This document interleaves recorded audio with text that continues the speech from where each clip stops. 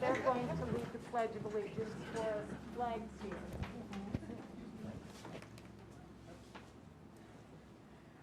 I pledge allegiance to the flag of the United States of America and to the republic for which it stands, one nation, under God, indivisible, with liberty and justice for all. Thank you, ladies.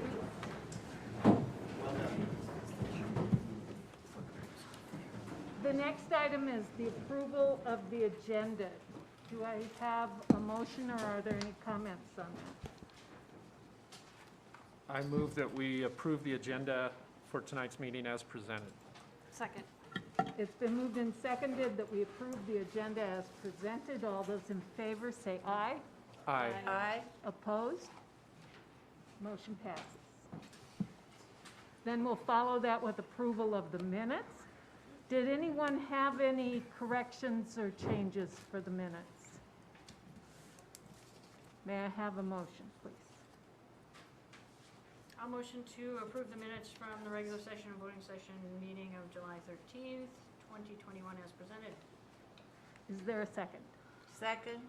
It's been moved and seconded that we approve the minutes from the regular study and voting session of July 13, 2021 as presented. Did you take my pen? Oh, I did. Sorry, it's a left-handed thing. Yeah, no problem. All right, we have several presentations tonight. Both. So, what did I miss? Did we vote? Oh, sorry. We will vote. It's because I stole her pen by accident. Looking for my pieces here. All those in favor of approving the minutes as presented, say aye. Aye. Opposed? Motion passes. Gee, I'm glad you're here. All right, on to our presentations. First thing on the agenda is a swearing-in ceremony. We have a brand-new board member, and we would like to welcome County Superintendent Tim Carter, who was in charge of this selection process. And thank you for all the work you did on this. I know it took many, many hours. So, nice job. Thank you, Madam President, Mr. Superintendent, ladies and gentlemen. It is always a pleasure to be with you, and especially when we're swearing in a new board member. First of all, I'd like to thank the board for your assistance in this process. I'd like to thank the administration for their hospitality. You have some great folks, and they made me very comfortable, and I think they also did the same thing with our guests that were coming in and out over about a week's worth of time, so we greatly appreciate that. Certainly appreciate the school district providing a pool of 15 candidates. I've never had that many folks in a pool before. We had 13 that actually kind of went through the process. We had a couple that withdrew early, and a very good pool of candidates, and that's always a good thing to deal with. I think everybody realizes that Sarah Vincent was the person that was selected. I will honestly tell you, she's got so many positive things going for her, but the thing that really stood out in my mind was very simple. I've done, probably within 2 weeks, I'll celebrate my 300th appointment in 16 years. And to get 300 appointees, I have no idea how many interviews I've done, but I'm gonna estimate it someplace in the neighborhood of 1,200 to 1,500. And if she did not have the very best interview I've ever heard, it was certainly in the top 5. It was amazing. And anyway, I think you will see after a few weeks what I mean by that. So she is fully vested at this point. She's ready to take part in your meeting. And so, Ms. Vincent, if you'll meet me up here, we'll take care of this.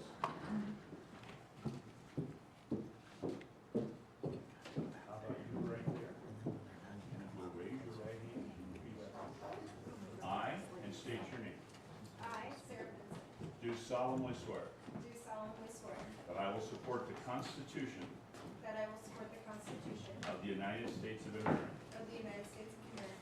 and the Constitution and laws of the state of Arizona, and of the state of Arizona, bearing true faith and allegiance to the same, bearing true faith and allegiance to the same, defending them against all enemies, defending them against all enemies, foreign and domestic, foreign and domestic, and I will faithfully and impartially and I will faithfully and impartially discharge the duties discharge the duties of a governing board member of a governing board member for the Prescott Unified School District Number 1 for the Prescott Unified School District Number 1 to the very best of my ability, to the very best of my ability, so help me God. so help me God. Congratulations.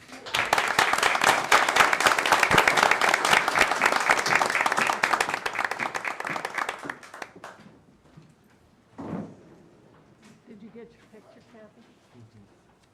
Got it. Sarah, do you have any comments you'd like to make? I'm just excited to get to work. This is an incredible opportunity to be of service. So thank you, Tim. Thank you to the board. Thank you to our community. I look forward to it.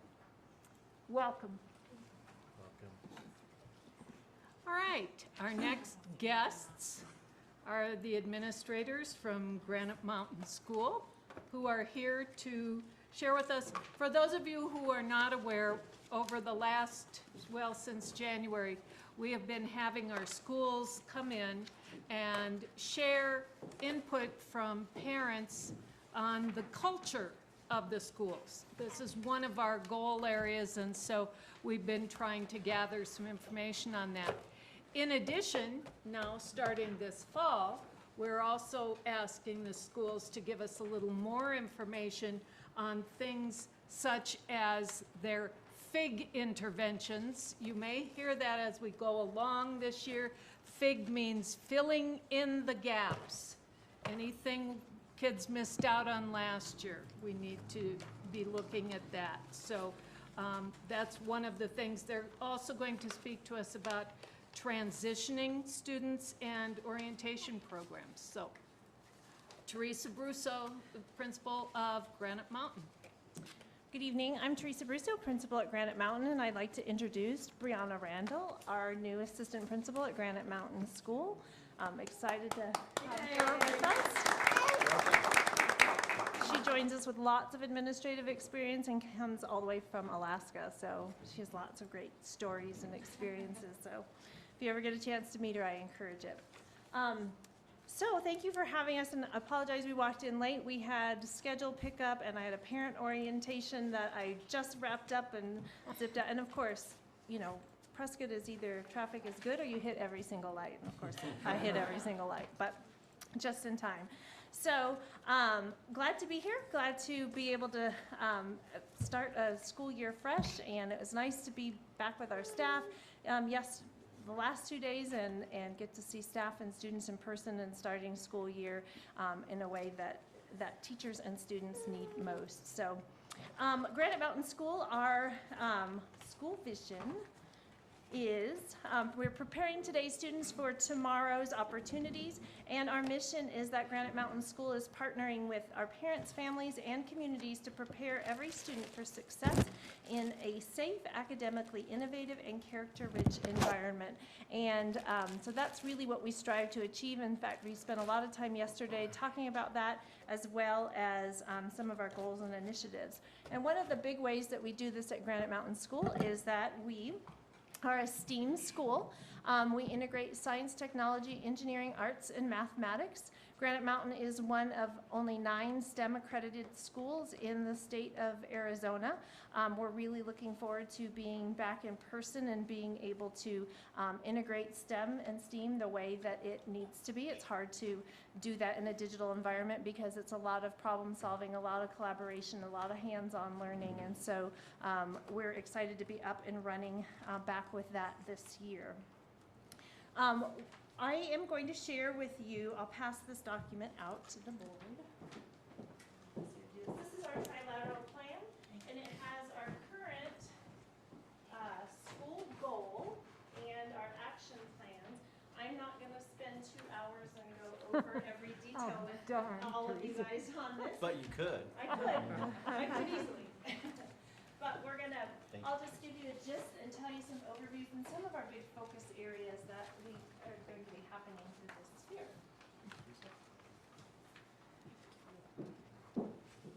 So our goal is that during the 21-22 school year, 75% of Granite Mountain's 5th and 6th grade students will either meet or exceed a minimum grade level proficiency score or meet or exceed growth expectation on our Granite Mountain Galileo's pre to post tests, both ELA and math assessments.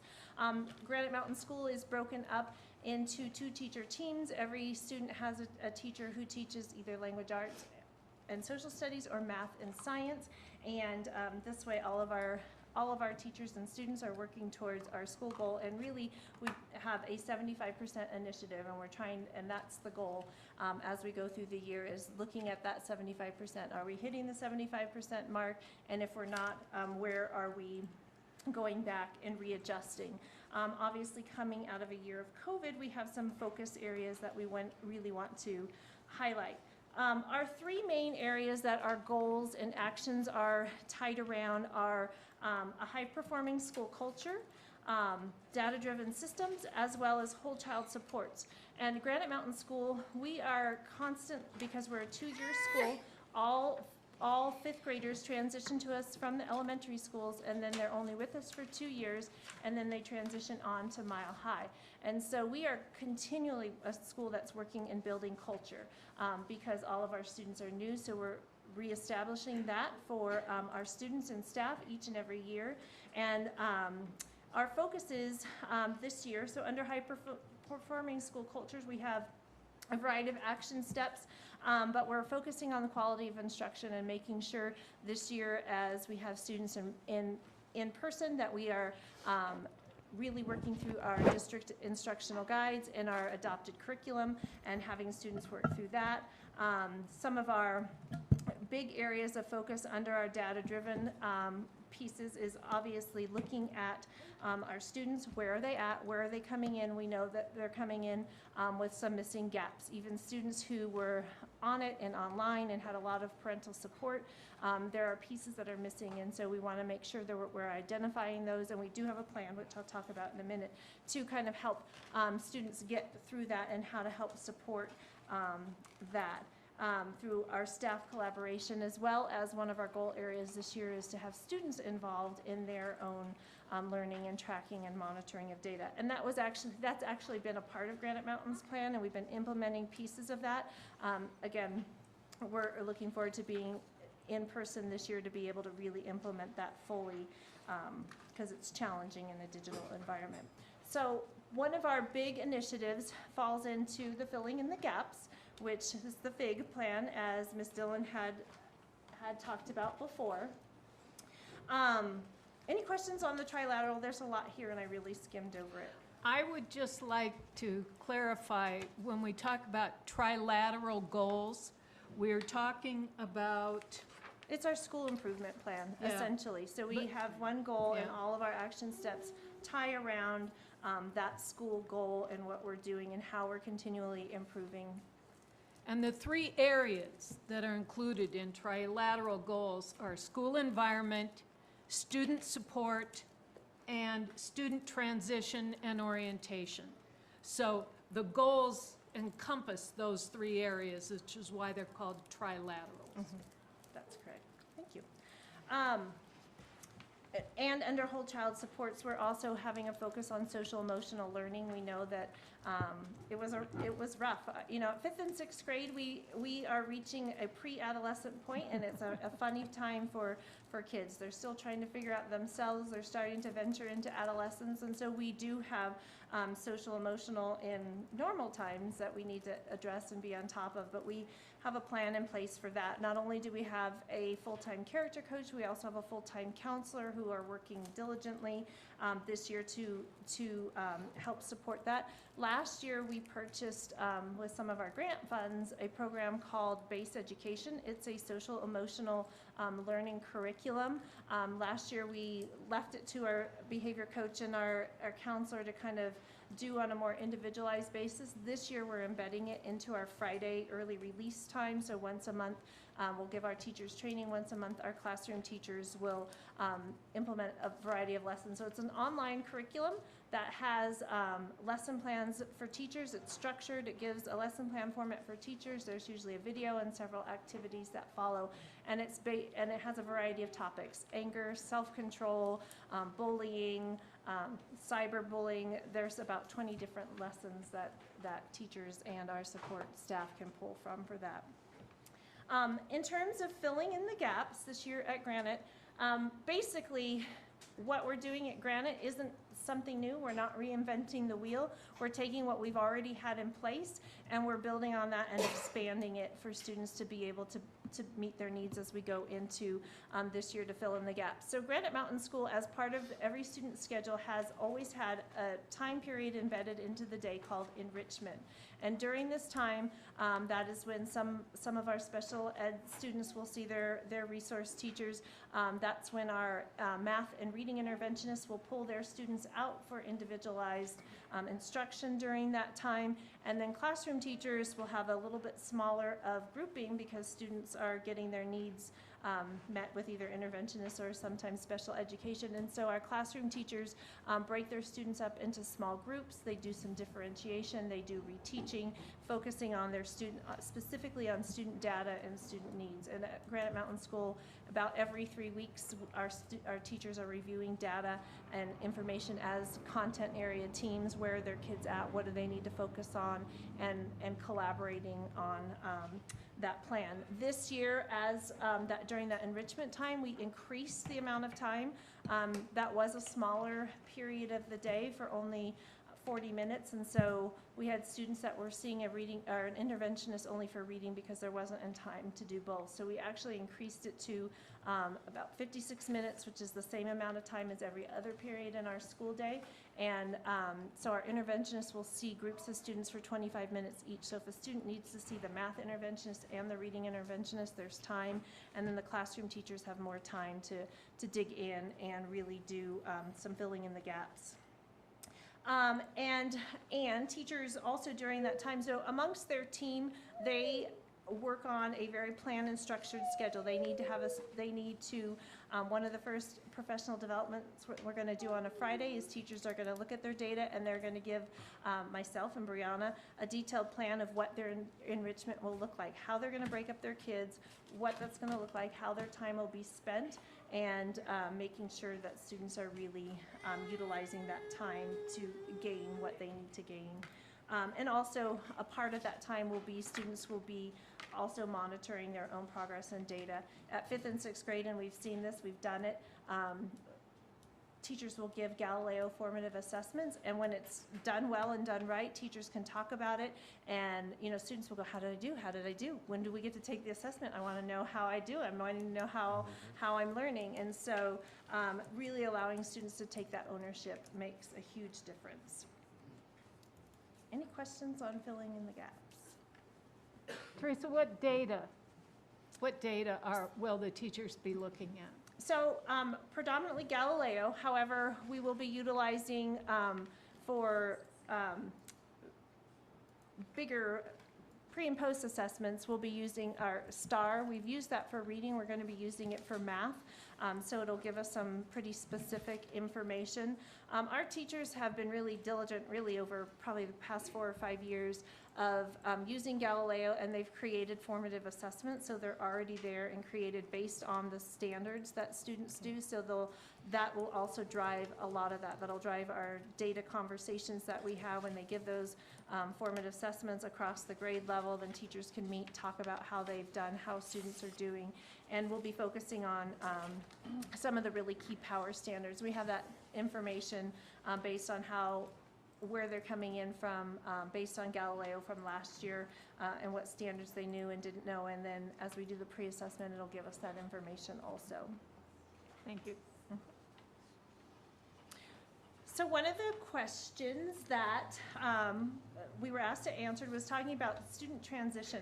So as I said, as Granite Mountain School is a 5th and 6th grade school, this is a part of our culture and our school life and what we do, and has been that way since the beginning. I mean, when Granite Mountain became this 5th and 6th grade school, 4th grade parents were scared to death of sending their babies to this new place. We've moved past that, so we've gained a lot of trust in the community, and so transitions have always been really, really important. Some of these things unfortunately didn't happen to the quality and to the extent that we would have wanted them to happen last year, but this is what we do and what we've always done. So we start early. We want to communicate with families and parents early. We want to give them information about Granite and hopefully just transition right from elementary into Granite Mountain School with not a lot of shopping around and looking for other places that they might think of opportunities. So we really want to promote our school and what we have to give our students early on. So in January, we hold our first parent information night. I reach out to fourth grade parents and families, encourage them to come, and it's purely information. We have staff there so they get to meet staff, but it's just, here's Granite Mountain School, this is our school model, this is what we do. And then we follow that up.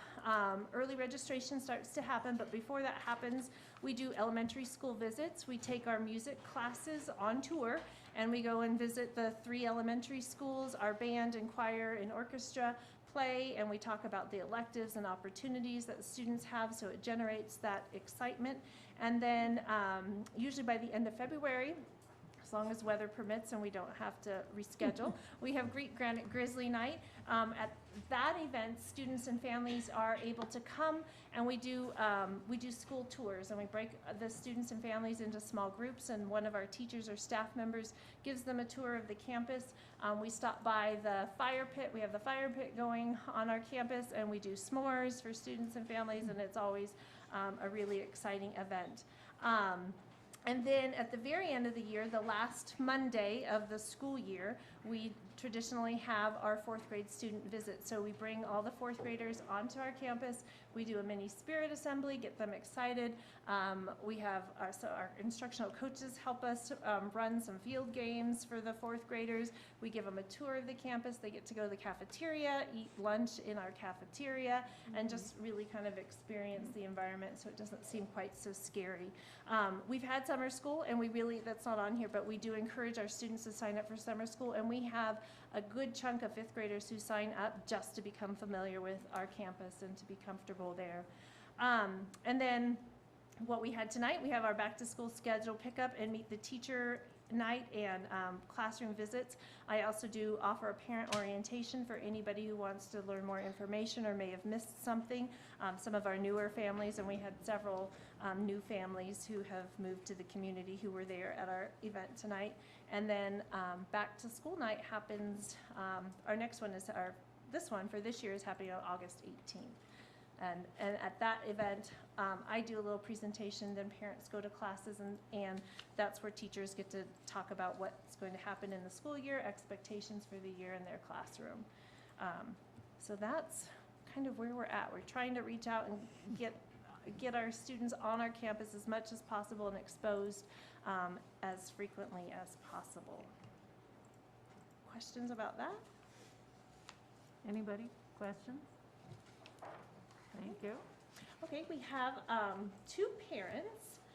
We have Abby Rex, who is our former PTO president, and Laura Crockett, and I apologize, Laura, your name didn't get on there. I forgot to update that this afternoon. I'm sitting in the back row for you. It'll be in the minutes. Ladies, could you just tell us a little bit about how you're feeling? Give us some examples of things that you've really appreciated about your school, and then some suggestions you might have to share. Yes. So as Ms. Brusso said, my name is Abby Rex, and we have lived here for about 3.5 years. And so we moved here when my daughter was halfway through her 5th grade year, so that was our first encounter with Granite Mountain School. And loved her teachers that she had 5th grade, loved her teachers at 6th grade. Just really, really excellent staff. During that year, I also joined the PTO, so I got to know them a little bit better and kind of see the inner workings of the school. My son, Carter, came in, and he's been at Granite Mountain the last 2 years and is just transitioning on to Mile High now. And Carter has Down syndrome, and so therefore he has an IEP.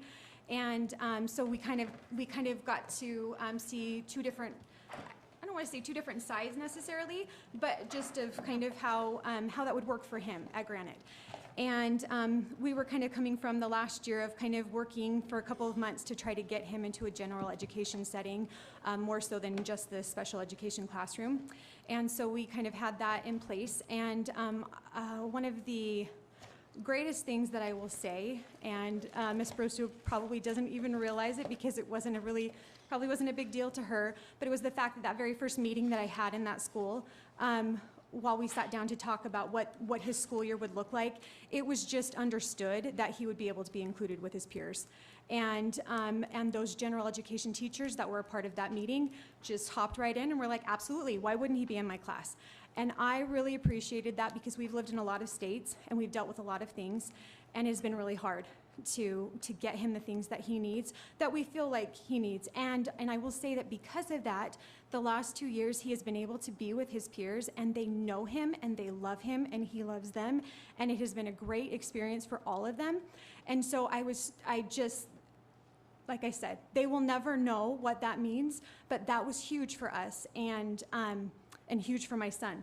So, and so because of that, he got to experience a lot of the great things that the general education population gets to do at Granite, and got to be with all of his peers. Excellent, excellent teachers. I just can't say enough. Like, they were just really on top of things. Of course, COVID was difficult, and COVID was very difficult being a parent of a special education child.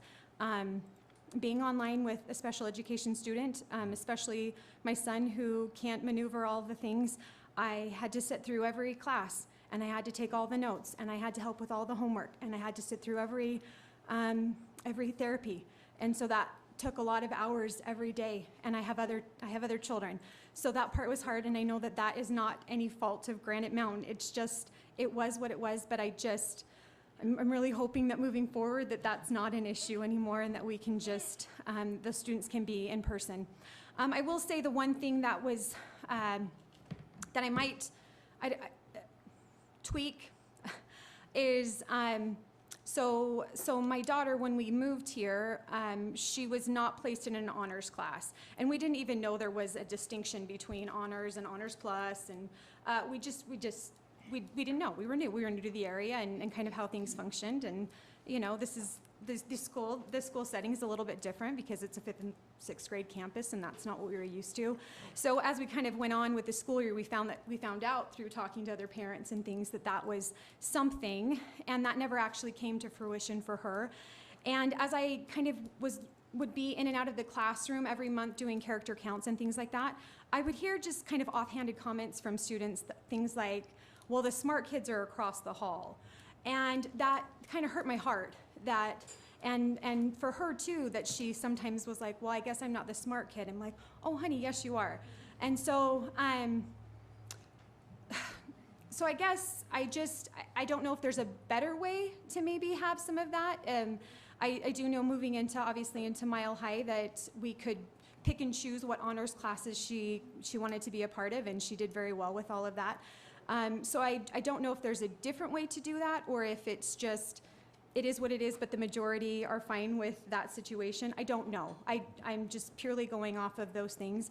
But as a whole, working with Ms. Baruso, working with the staff, there's just a lot of love for the students there, and you can see that, and you can hear it in the way that they are discussing the students, that they are trying to do their very, very best. And online, they were doing their very, very best. And I was just honestly so pleased that they tried to engage those students. They tried to keep them there and help those that were struggling because maybe there wasn't a parent around and they needed some extra help. Lots of patience involved with that. So I just super appreciative of all of that. Thank you. Mm-hmm.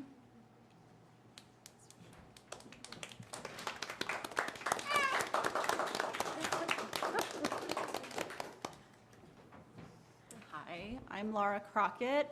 We've been with PUSD for quite a few years now. My oldest is now transitioning from Granite Mountain to Mile High, and my middle son is going into Granite Mountain. So it's been an interesting road. I was one of those parents that Miss Brusso was talking about that was really scared to send my 4th grader up to 5th grade there. I felt like she was too little. So that was a really big deal for me. I'm gonna cry, I don't know, I'm gonna cry. But, We cry in here. Yeah. but I have to say, we've been very, very pleasantly, it's just been a wonderful experience. We've had wonderful teachers, and I think that's been the strength for us at Granite is all of her 5th grade teachers, all of her 6th grade teachers have been amazing. I'm not gonna do it, I promise. Go for it. So anyway, so that's it'll be right there. the biggest takeaway is the staff is fantastic. They are super positive, and it's not just about academics, it's about creating good kids. And so that's that. The things that I asked my daughter before we came, I said, so what were your favorite things and maybe what would you change? And she said, well, Mom, I loved it all. And so I said, okay, that's good. She enjoyed, the rewards such as the Grizzly Den or I know her 6th grade teachers gave out tickets for like going above and beyond. And I thought it was really neat that at the end of the year they did an auction, and there were kids in her class who gave tickets to other kids who didn't have any. So anyway, just really nice culture there. The activities that I've been able to be a part of, I've got to help out with field day and a few other things, and it's been fun to see the interactions between staff and students and to see how everybody kind of works together. So those activities have been fun as well. Just chiming in, I want to say thank you for putting the playground in. That was like a really big deal. For those same reasons that I talked about, I feel like, my daughter was barely 10 moving up and still wanted to play. And so I wanted to say thanks. Only 2 little tiny things that I would chime in on. I felt like it was hard to know what was happening after school, and I know that there were lots of emails sent out, but unless I felt like I didn't know a lot of what was happening after school. Maybe that was my daughter. I don't know if that was it, but I felt like maybe a little bit more information about like how to like participate or how to get in on those kinds of things. So maybe just a tiny bit change in the communication. And then I would say the same thing with the honors block. I feel like it is definitely a dividing thing at the school, whether that's intended or not. I'm sure it's not. But I don't know if it would be, and I feel like the continuity from one school to the next might be beneficial since they're both set up kind of differently. I don't know how you would like make that transition a little bit better. And maybe just having, I know, and I think it's important to allow kids to excel and succeed. So I don't know if math, you just do like the math class separate. I don't know what the best way to do that would be, but I do think that maybe revisiting how that's done would be good. But overall, we've loved Granite Mountain, and we appreciate everybody that's advocate for our kids. Thank you. Thank you.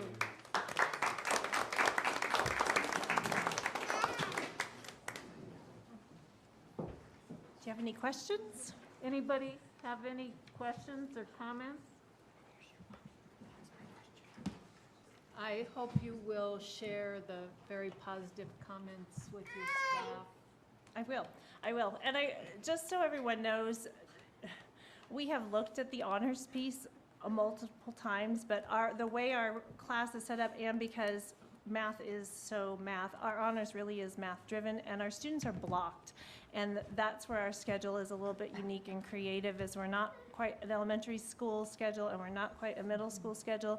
And sometimes that blocking kind of pigeonholes us. It does the same with electives sometimes too, so we find ourselves in a quandary. And so I'm open to suggestions and ideas always, and re-looking at things too. Well, and I think that's been an ongoing discussion most of our careers is do you differentiate within the classroom, or do you separate out and have different honors programs? And certainly what's happening in the community drives that. I'll say, Teresa, when we opened Granite Mountain, there was a school where people were all heading that way because they offered those types of things, and so we'd heard we don't, so we need to. But that was a long time ago. Things have balanced out and changed, and we're going to continue to have those conversations, and that's why we invite our parents to be here, so we can hear those ideas and we can look into them. So Yeah, we've got absolutely. some real professionals that can have those conversations, and there's pluses and minuses to both. Right, and in 5th and 6th grade, it's the first time we offer honors math, and so actually, like, our kids and our teachers are expected to cover more, so by the time they get to Mile High, the honors the regular track honor students in 7th grade are ready for 8th grade pre-algebra. So we've covered 3 years of curriculum with them during that time. And our Honors Plus kids, we're covering 4 years of curriculum. So by the time they get to Mile High, they're ready for algebra. So we're trying to like fill in the gaps, and then by the time they're there, there's still honors, but those honors courses are in place. So that's where it's always tricky and challenging. But again, we're always willing to relook and revisit and what's working and what's not and what's appropriate for our kids. So, but anybody have any other questions? Thank you, guys. ladies, for Thank you. being here, and you too as well. Thank you. Thanks.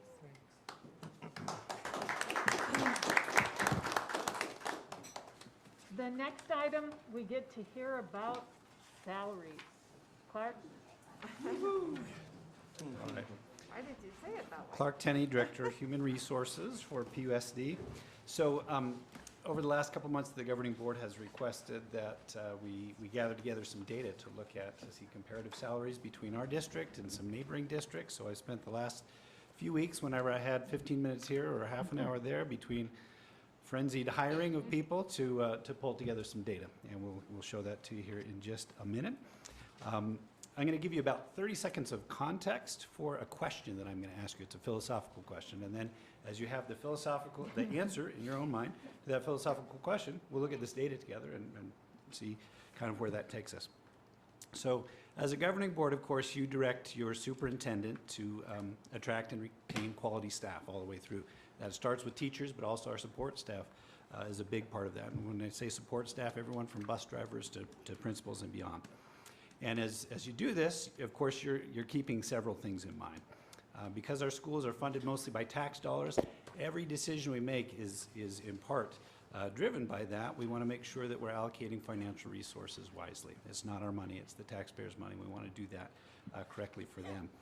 Also, you keep in mind, I'm sure, that because Arizona's per pupil education funding is at the bottom of the nation, our teacher salaries and our support staff salaries and principal salaries are at the bottom of the nation. That's something I'm sure you keep in mind as you direct us to attract and retain quality staff.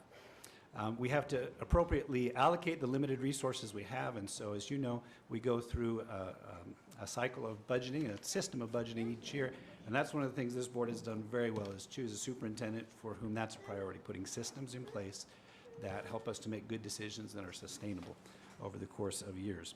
And so we go through our budget cycle and we look and we say, okay, how do we balance things in terms of programs that we offer, salaries that we have for folks, and class sizes that we have within our district? It's really those three things are kind of, I don't want to say competing, but balanced against one another as we make decisions.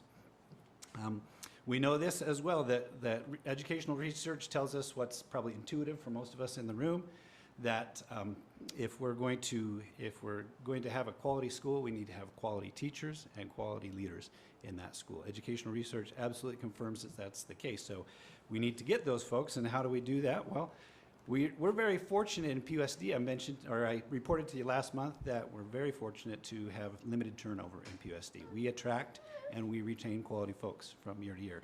If we want to do that, however, on a continuing basis, we need to have competitive salaries. And so my philosophical question for you, with all that as an underpinning, okay, there's your context, is this. In relation to other school districts, neighboring school districts particularly, what do you think is an ideal range for PUSD salaries to fall in? And I'll give you kind of some options. One, much lower than neighboring districts, one a bit lower than neighboring districts, right at the average of neighboring districts, a bit higher than neighboring districts, or much higher than neighboring districts.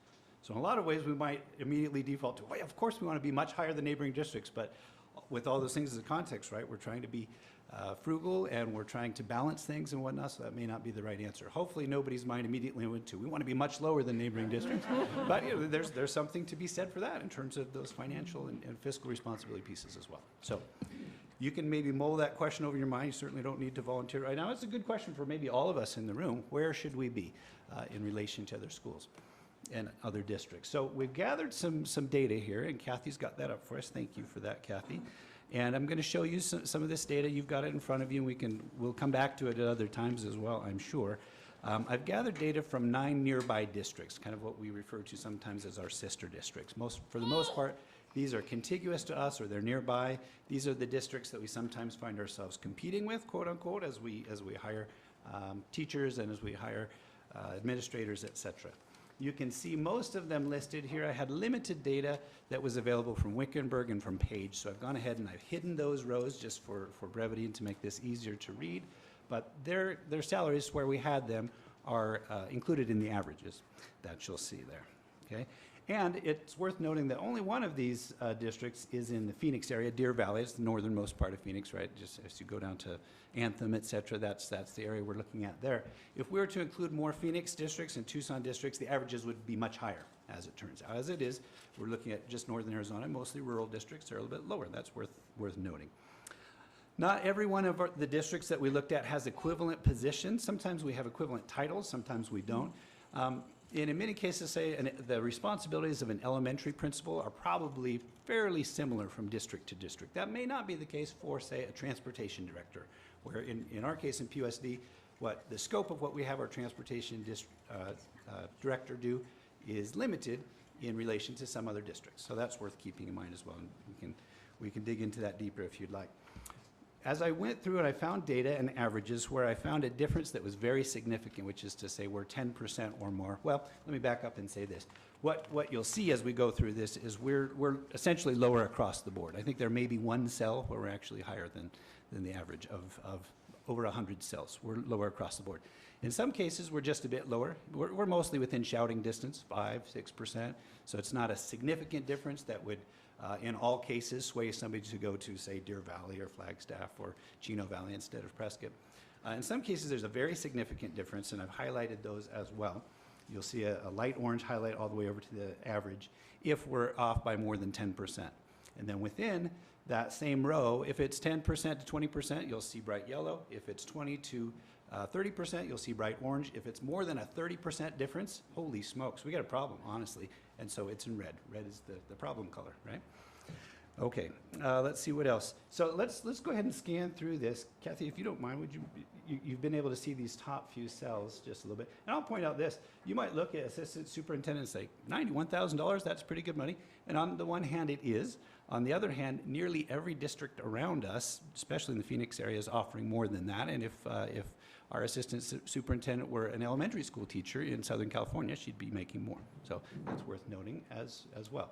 You can see across the board that we're a little bit lower. Go ahead and keep scrolling down a little bit. Yes? What is the high, medium, low, medium? Oh, great question, great question. So we looked at salary scales, and we found that kind of the entry point, most districts have a published salary scale, not all do. We looked at the entry point if somebody comes in with essentially 0 years of experience doing that, where they would be placed on the salary scale, to the highest point. If they have the most educational experience that district recognizes and the most years of experience in that job that the district recognizes, that's the high point for us. And you can see that the same is true for Prescott plus other districts. And the median, of course, is right in the middle there. Okay.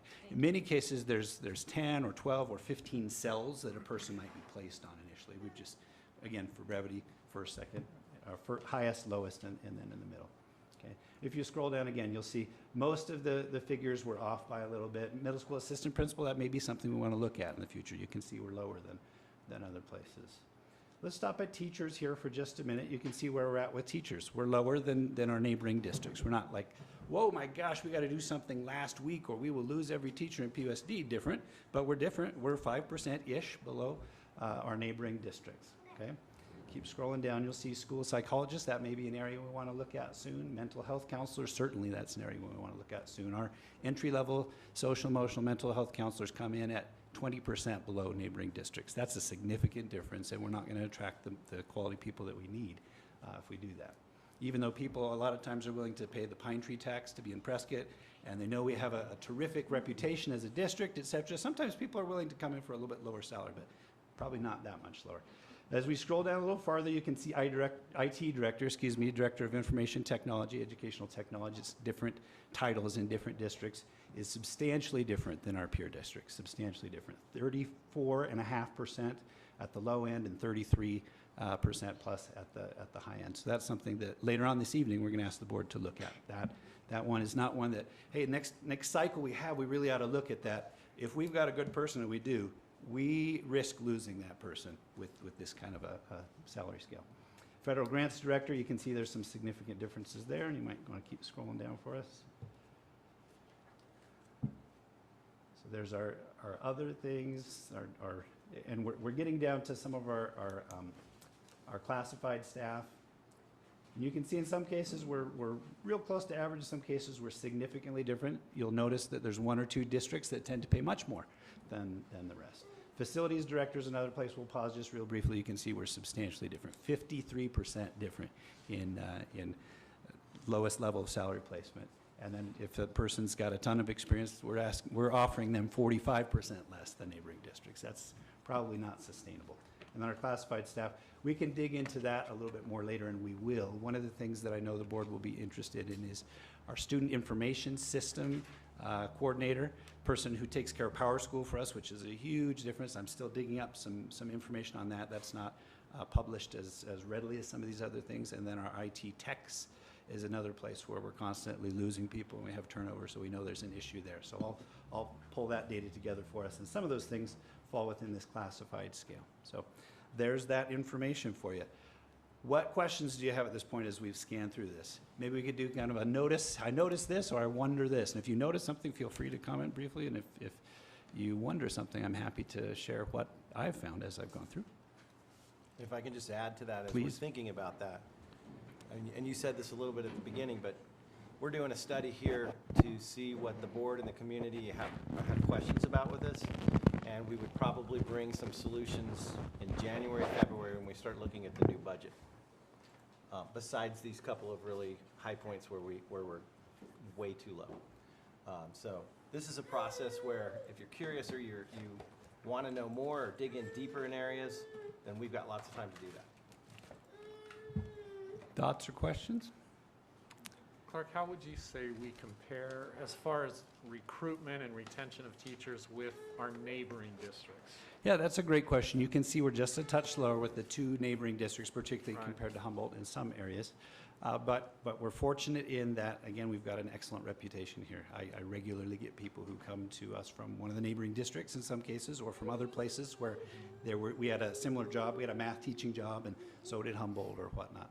And they mentioned they specifically came to Prescott and decided on Prescott because of our reputation throughout the state of having great families, great kids, great colleagues to work with, and good administrators as well to work with. And you were specifically asking retention and recruiting with Yeah. Like compared to other districts? compared to those districts, like, do we get the teachers we want? Do we keep the teachers we want? What do we see movement Sure. between districts, I guess, is Great question. It's very rare. It happens occasionally, but it's very rare for one of our teachers to decide, I'd rather work closer to home in Chino Valley, or I'd rather work closer to home in Prescott Valley. That does happen occasionally, but that's a pretty rare circumstance. On the other hand, we have teachers from those 2 districts every year who come to us, so there's a little bit more inflow than there is outflow that way. What's much more common, Andy, is people heading down to Phoenix where they can make substantially more money doing the very same thing and at a lower cost of living. So we do have kind of a competitiveness issue there, so to speak. But as I mentioned last month in my presentation, we're fantastic. In terms of retention overall, oh my gosh, it's very, very healthy. It's right where we'd want it to be. If no one was ever turning over, we'd kind of be moribund and we'd look at that. As it is, less than 15% turnover is fantastic. And I don't know that there's another district in the area that can say the same. And we're an anomaly in Arizona in terms of retention. When I talk to other superintendents about it across the state, they don't believe me. right? So, because, I mean, it's a real problem across Arizona, but and we had that problem a few years ago, as you know, but things are doing really well in terms of retention right now. But a lot of this conversation came up when the board approved a few new positions and we started looking around to compare them. And they're, and we, oh, well, that's going to pay more than some of our principals get paid when we compare them to, Flagstaff or Deer Valley or that type of thing. Yeah, that's a great point, Carl. Brian might be able to help you with this. So we get the same amount of money from the state. Per pupil, yes. Per pupil. How are other districts paying more than we are? Because I feel like our budget is pretty fiscally sound, I don't think Overrides. How are they paying more? Humboldt does. So Overrides. Joe hit on one of the very key things. Their community supports a tax raise to pay them All more. of them are overrides? Most of the all of ones that you look Phoenix? at, or like Clark talked about that balance, they might have big class size and they might not have very many programs and they put all their money into staff. But we've noticed if you get off balance with those three things, then people start to go away for various reasons.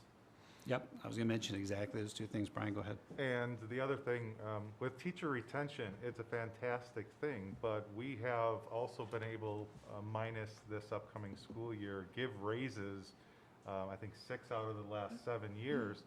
And as we retain teachers, those teachers become more expensive as well, which is good because we have experienced teachers. So as our teacher plus benefits is larger, the pool in other So areas we might gets have a whole smaller. bunch of really brand-new teachers and we And yes, more experience. there's called Gotcha. summer savings. A more veteran teacher retires and you, or leaves and you hire new. Those new usually come in at a lower cost. Gotcha, thank you. Yeah, I would say that it comes down to a couple of things we've talked about. Class sizes in PUSD tend to be lower as we see reports throughout the state. That's something that our board has directed us to be real cautious with, and our principals are very mindful of it. We know that that's a real plus for both student learning and culture in schools, is to keep class sizes manageable. And so we put more money into that than some other districts do. And then the other key piece is absolutely overrides. If you have millions of dollars more to work with, it makes a difference. And we don't.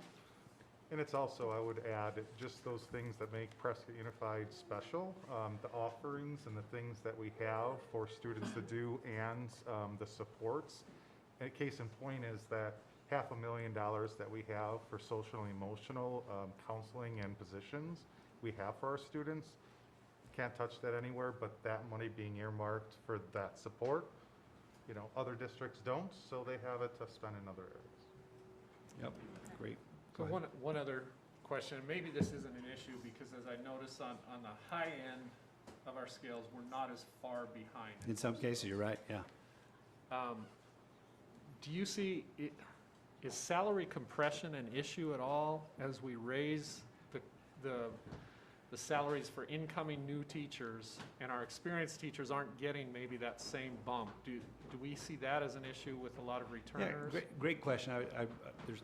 I'll try to be brief because I know we don't want to be here until 9 o'clock, but salary compression is an issue. It's more wage compression with our classified staff, but that's something we really need to look at Okay.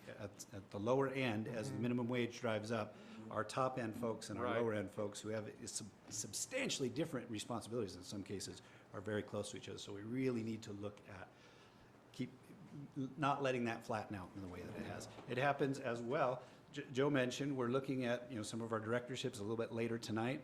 We wanted to get real close to or at or maybe even above the local average. To do that, though, is going to put those people making more than a principal who is doing a very different kind of work, and most people would probably agree a little bit more stressful, difficult kind of work requiring a broader skill set. So there's some of that as well. Okay. Yeah, great question. And our IT director, is that a classified staff? That's a classified position, right? Yep. I think another factor to consider on some of these positions like IT and facilities and our social emotional counselors is we're not only competing with other schools, Yep. we're Yeah, competing with the market out there. with every business that Right. has an IT system. Right. Or the hospital. So that's a part of the piece of keeping some of these types of positions when they're not getting recruited by school districts, they're getting recruited by the business down the street. One other piece that you mentioned is flattening with teachers' experience versus inexperienced. One of the things the board has directed us to do the last few times we've had raises, several times we've had raises, is say that there's a 5% raise. That would be massive, but if we had a 5% raise, we'd put that into our current teacher salaries, and into our teacher salary scale, we'd put half that amount or maybe 2/3 that amount, so that we're not flattening it out. We're very intentional and thoughtful about that at the board's direction. That's a great question. The first year with the Governor Ducey's 20 by 2020, and we had an 11% raise for existing teachers, we infused 8% into that base scale, just to stay competitive. But also one of the things I think that Prescott Unified has done extremely well is have leaders from within, teachers and staff members that get their masters in educational leadership. And what's difficult when those positions become available, and it may be a veteran teacher who's been here through our raises, you know, they end up at this point, and 301 has increased over the years.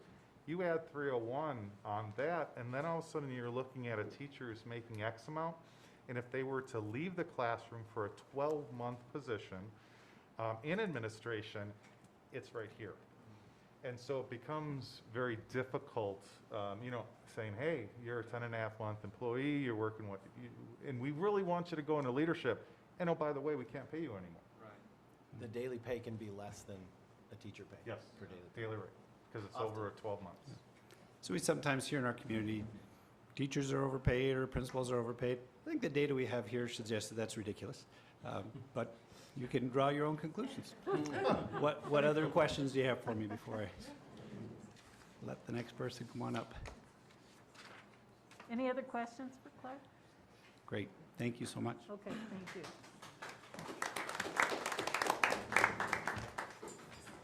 All right, the next item is the instructional time model, and am I correct that no one has requested to speak to this? We haven't had anyone sign up. Was anyone going to speak to the instructional time model? All right. Then Brian, talk to us. All right. The way we're going to kind of do this is a three-part, is kind of give you a history of what led us to this topic, and then Rachel will talk about She's there. Rachel. A little bit of what we're proposing to meet a need in this upcoming school year, and then kind of what future conversations this option that came about would lead us to. So a little history. Last year, you know, with the pandemic, at the beginning of the school year, Governor Ducey had an executive order that said that school districts needed to have a distance learning option for parents. At that time in July, the state of the school board for Arizona said, hey, we'll expedite the application process for an AOI, an Arizona online instruction model. Unfortunately, Prescott Unified has what's called a DRP, a dropout recovery program, and per statute, you cannot have an AOI and a DRP at the same time. So we were not able to do that application and have it online. So our solution was to have our PREP program. It was PUSD Remote Education Program. Did I get the acronym for PREP right? And that was to meet our needs for those parents that chose for the school year or the semester to be in a remote learning. Now, we did the best we could. We have passionate teachers. And at the end of the school year, on June 30th, that executive order, it went away. It expired. But we still have parents that are looking for an option for a remote learning opportunity. You know, with last year, we had enough parents with prep to dedicate an elementary teacher, like at each grade level. At the high school, it's extremely difficult where they actually had an extra class. And so given the executive order went away and some of that opportunities for us to implement that prep program also went away with the executive order. We have this demand or this learning environment that we really didn't have a solution for. And so on April 28th, a House bill called 2862 was passed and signed on that day by Governor Ducey. And the intention was to allow ways to provide remote learning in a more flexible way than school districts had in the past. If you read the House bill, probably were just like me, and I read it and I go, I have no idea the implications for this within a reality setting in a school district. And so Arizona Department of Education and School Finance then worked over a 2.5, 3-month period of time to try to give guidance on what that House bill intended to do and what were the real school implications when it comes to how is it funded, how do you track students, et cetera, et cetera. And on July 12th, they provided a longer, more extensive guidance, which then Rachel started digging and asking questions. Unfortunately, didn't get answers because I think still ADE and School Finance were trying to figure things out.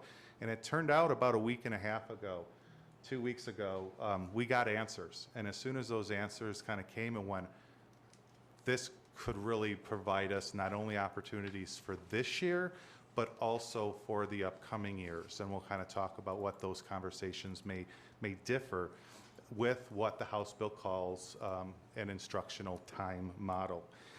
So it gives us some options this year, and it brings us to this point where we're presenting what we believe is a solution for that demand for parents that want a solo remote learning, not brick and mortar opportunity for their child going into the 21-22 school year. And so with that being said, I'll have Rachel describe. After she's done, we'll talk a little funding because that's what gets me excited. And then we'll kind of talk about those future conversations. So paint the picture of what this would look like if a parent chose this model. Okay. Yeah. So, yeah, I read that House bill when it came out, and then I read it again, and then I read it again, and then I read the guidance, and none of it, nobody that I talked to who read the guidance or the House bill was interpreting it the way apparently it's supposed to be interpreted. And when we finally got clarification, it's exciting, but it does mean we're, you know, a few days out from school and possibly offering a new option. So this would be completely different from prep. It would not be the same as what last year looked like. Like Brian said, we had enough interest last year to justify having a teacher per grade level. Really, the interest that we've had is so spread K-12 that we could maybe have one teacher, but that would be one teacher teaching K-12. So an option that we have available to us for this year, I'm not sure that this would be a long-term plan for us. It is a possibility of a long-term plan, but Schools PLP is a platform that we already use at the high school. We use it for both for our dropout recovery program and then also for credit recovery for students. The way we currently are using Schools PLP is where they provide the curriculum, but we provide the teacher. They have a next level option where they also provide the teacher. They also provide a mentor that checks in with students daily to make sure that they're on track. So it would give us all of our courses that we would be required to have for all of those students. And it's a company that we're already partnered with. I've been, we have a really good relationship with them. We've used them for years now for the dropout recovery. And we would have the option to use their teachers for some of those core classes and then some of our teachers for electives so that we could balance out the cost, but still provide all those opportunities that they would have in person. Sorry, there's a lot in my notes here. The plan is, so kind of going into the details of the requirements for an ITM, and I'll kind of explain the difference, I guess, between an ITM or an AOI, or will you talk about that with funding? I'll talk about the funding. So with an ITM, we can get started right away versus the AOI would require the application. We would have to wait a year. An ITM requires 2 public hearings. So this would be number 1, and we have been given guidance that we could get started without our second one, so we could get going right away for the first day of school and have another public hearing to discuss this. So we would be ready to kind of rock and roll right away. My plan for the first 2 days of school, because this is a new program for a lot of these students who would want this option, is to run an orientation. So I would be leading those 2 days to kind of walk them through, via Zoom, via Google Meets, walk them through the process of how we use Schools PLP, helping them to pick electives. Some of the electives, there's a plethora of options, but some electives like band, if you were in band at the high school, you're not going to really have a band option online. So helping them to kind of pick different electives that'll still help, especially for high school, that will still help them meet any of their graduation requirements. That would be our goal for these first few days, and with a full launch on Monday. The teachers provided by Schools PLP are Arizona teachers. It is an Arizona-based company. They're Arizona teachers, Arizona certified, and they follow our standards. So part of why Schools PLP, why we like going with them, we do have that relationship, but it also because it is local, and Our Arizona standards are not quite the same as other states, so having Arizona-specific teachers really helps. This would be a semester-based program, so with prep, we did allow students to exit at the quarter. They would have to stay in for at least a semester, and then they'd have the option in December to exit and return in person, or to stay online for second semester.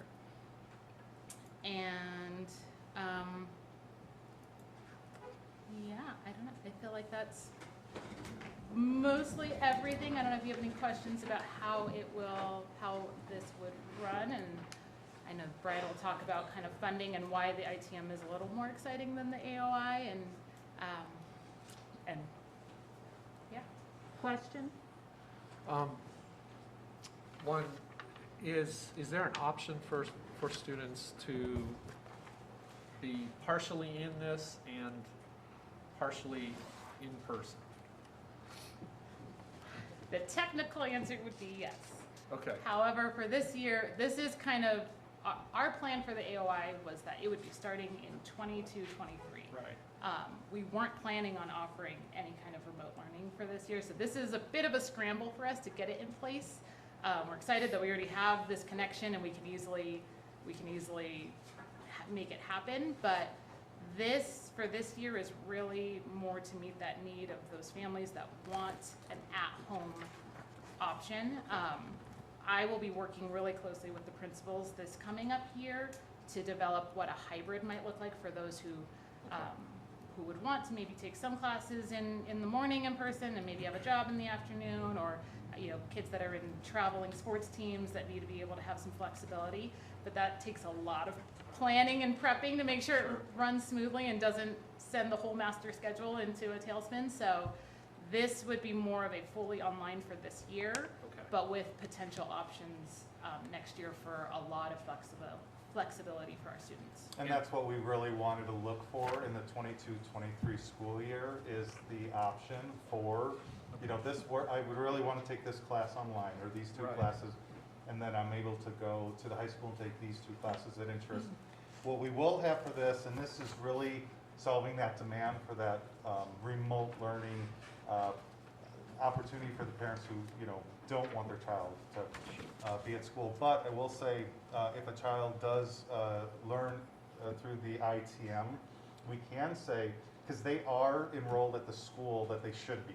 They are a Lincoln Line. They are a Taylor X Bobcat, which is different than an AOI, because an AOI is a separate school within the district. Okay. So they're at that school. They would receive the communication from the parent. All after school or clubs or sport opportunities would be available this year through the ITM.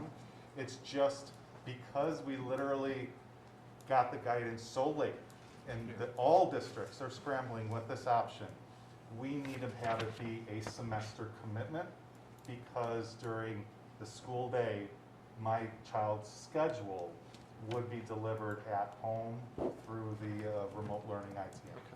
But it allows us to look at this program maybe more than we would have had we just been planning for a year and built the AOI. But a lot of our internal discussions are, well, we'd like to have as much Prescott-based teaching as possible. But we'll probably hybrid these things, but it's going to be a neat discussion that we're going to include the board in a lot over the next year. And for me, flexibility is the key. Yeah, and for students to be able to participate in our extracurriculars, which hasn't been the case. And yes, for students to maybe plug away at a class that they wouldn't otherwise be able to take that's not in our curriculum. And this is only PUSD students? So no They have to enroll with us. Okay. But we could have students that lived outside of the Tri-City area, who may choose to be PUSD students, may choose to participate in some of those high school things that PUSD is well known for. They would just have to come to the district for our state testing in April. Wow, that's pretty good. Cara?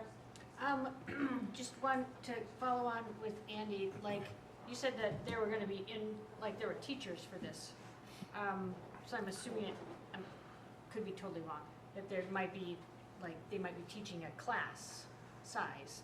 Would there just be PUSD these students in their class, or would there be potentially students from other districts? So with schools PLP, they provide a teacher who is there they will meet one-on-one with the student and guide them through, but for the most part, it is a work at your own pace. Okay.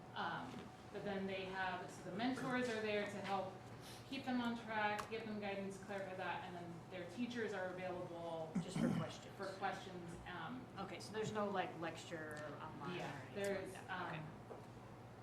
my understanding is that there's no synchronous outside of arranged, office hour meetings. Okay.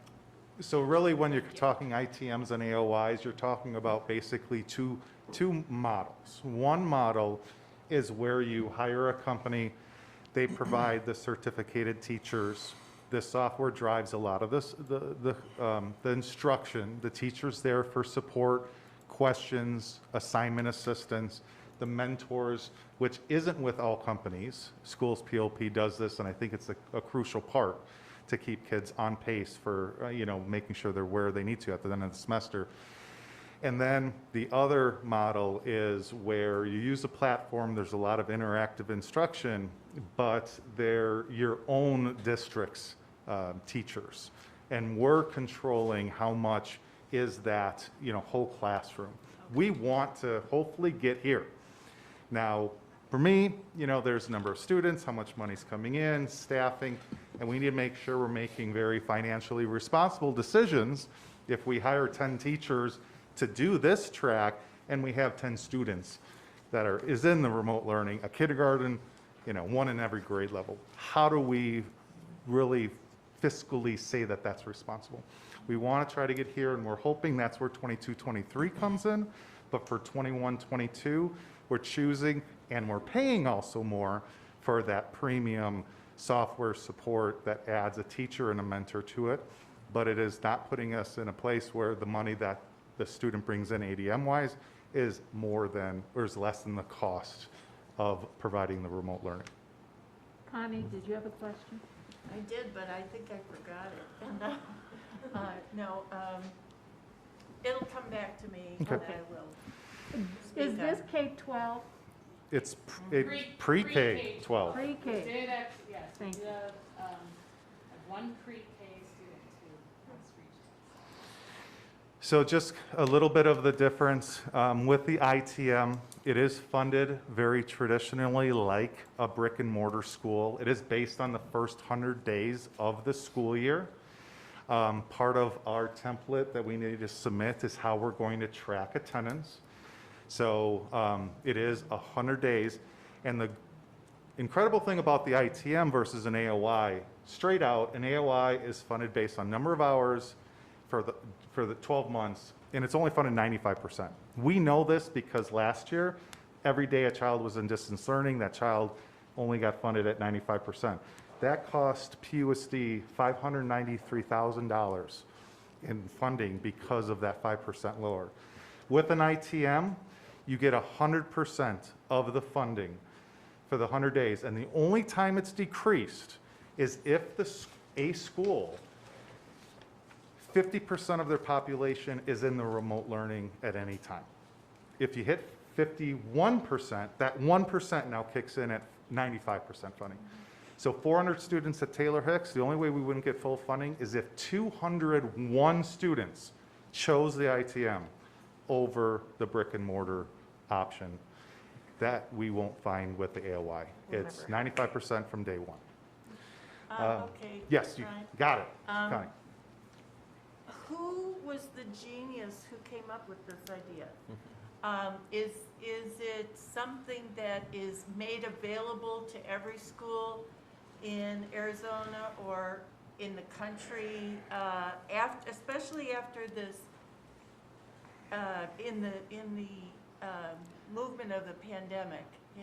I'm sure people were looking for something to grab onto that would make it possible for students to have a remote learning experience. What brought this to your attention, for I am example? sure that other states are having similar things. This House bill was specifically an Arizona statute that was signed by Governor Ducey. I think the intent was to do exactly what we're talking about. And it was here at the law, and then the 2.5 months, it got more fine-tuned and more fine-tuned until what we have now. Every district has the option to apply for an ITM, whether they choose to or not. You know, obviously, us being PUSD, we're wanting to because we don't have an AOI. A lot of districts have it, an AOI, and they're okay with the 95% because they've been doing that for a while. We don't have that option, and I actually think the ITM is, the future conversations we're going to have will be whether or not we continue the ITM and stop talking about an AOI for the 22-23 school year. What are we going to do with a dropout recovery program? Because we have some things we want to make sure that is fixed with that. This ITM will really drive what we think 22-23 is going to look like. But everyone in Arizona can do it. It's just if they choose to or not. So the bill is ongoing, it doesn't have an end date? Yes, it does not have an end date from my understanding, but the only change is after the 22-23 school year where it's 50% of that school's population, it goes to 60-40. So if 40% of a school is in the ITM, the 41st student is only funded at 95%. Okay. Yeah, but it's for 50% for this year, but then it is from. Yes, I said that actually went off. Yeah. 50% this year, the 22-23 school year, it'd be the 60-40. And it doesn't expound even further. That's the extent, and it would take legislative action to make that 70-30. But right now, it's the way it is. And would that 40% include students that were potentially partially enrolled? The answer, I believe, and this is where the devil's in the details, a student who is full, a full student is called 1 FTE. So I believe it would go through a prorated calculation that if they were at school 60%, the 40% would count as 0.4 of that population. So I just can't see one of our schools hitting the 41st, you know. And like I said, we want a personal touch. That's where we're thinking it's different. And the after-school opportunities that students, parents who do choose this, you know, they'll be able to go to prom. They'll be able to walk at graduation. They'll be able to go to spirit assemblies if they choose to at one of the elementary schools. We'll only provide busing in the morning and the afternoon, though? Correct. We're not going to go, cool. And we really do need that semester commitment. It is during school, you're learning just like the students at Lincoln, but your Lincoln experience is at home through the school's PLP. Sounds like a very interesting idea. It does. I like it. And our experience with PLP schools has been positive, negative? What kind of feedback do you get from that? I mean, we have students who take those courses all the time, and we've not really ever had negative feedback. I don't know. We've probably had a taken any relationship for PLP 15 years with them. Would Okay. you say, Brian? Yeah. At least 15 years. Okay, Yeah, so we know that, we definitely It's know a good them to be company. credible. It's a good product. okay. And what we decide, you know, next year if we can have our own teachers, it drives that cost Right. down. We still may use schools PLP as a platform, but have it from a software standpoint, and we say, hey, we got our own teachers. Yeah, We have our own counselors, we have our own mentors, and we're investing in the staffing rather than the increased premium of the cost of the Right. software right. and Okay. and the company. Okay. Anything else that we can, I'm excited about it.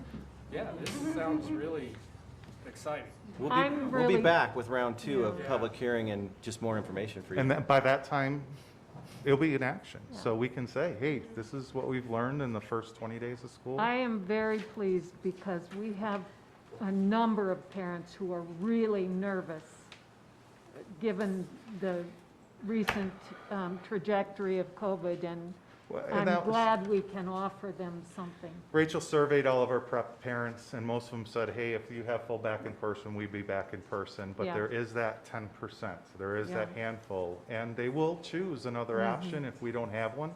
And I think PUSD is special because whatever we do at 150%. Well, and from the reactions I've been getting in the last week, that number has gone up. Yeah. But families won't be able to get students into this program after the semester starts. No, you can go in anytime, Oh, but it's We can adjust their courses. Okay. If they did come in, we're trying to get them to Okay. come in now so we can kind of plan and be prepared for that. okay, But they have to stay. We can adjust courses to, if, you know, if they've already done 6 weeks in Uh-huh. person, we can go into the software and change it. okay. But you can't go back out. You can't go Yeah. right first Once semester. you're in, Yeah. you're in, And but, this Okay. is not the solution to students that may need to not be at school right. for Yeah. 10 days, and we have a voting item for a position that we think will help with that. Okay. Okay, thank you, guys. Thanks for sticking with that till you sorted it out. Still sorting. Yeah, well, I Yeah. get that, but, all right, we're moving on to, Brian wanted y'all to clap there. moving on to the information-only items, current events. Joe? I want to thank Kathy Moody for filling in the big shoes of Sarah Torres. Sarah took her son to Denver. He was invited to a prestigious baseball camp, and so the two of them have spent some time together, but Kathy's in charge of all these PowerPoints and all that. She's doing a great job, don't you think? Yep. Oh, she doesn't even have to ask for us. She's usually Brian's assistant, so Brian's a little hurt on this one. She'll know how I feel tomorrow. Last 2 weeks, we've been having pre-service and new teacher orientations, and it's been amazing. We've just had a great time with these folks, and we're excited to have our students back. Convocation will be tomorrow at Bill Shepherd Field. We're going to be out on our new football field, and that's just a big hello and what we call, in Capturing Kids' Hearts, a launch to send off our staff. We'll have a breakfast provided by Desert Financial, and we're super grateful for that donation. And then our first day is Thursday, and that's my favorite day of the year, and I think many others, but we can't wait for Thursday. A lot of us will be out visiting schools. I know a lot of school board members will be out visiting schools, and so that's going to be a great day.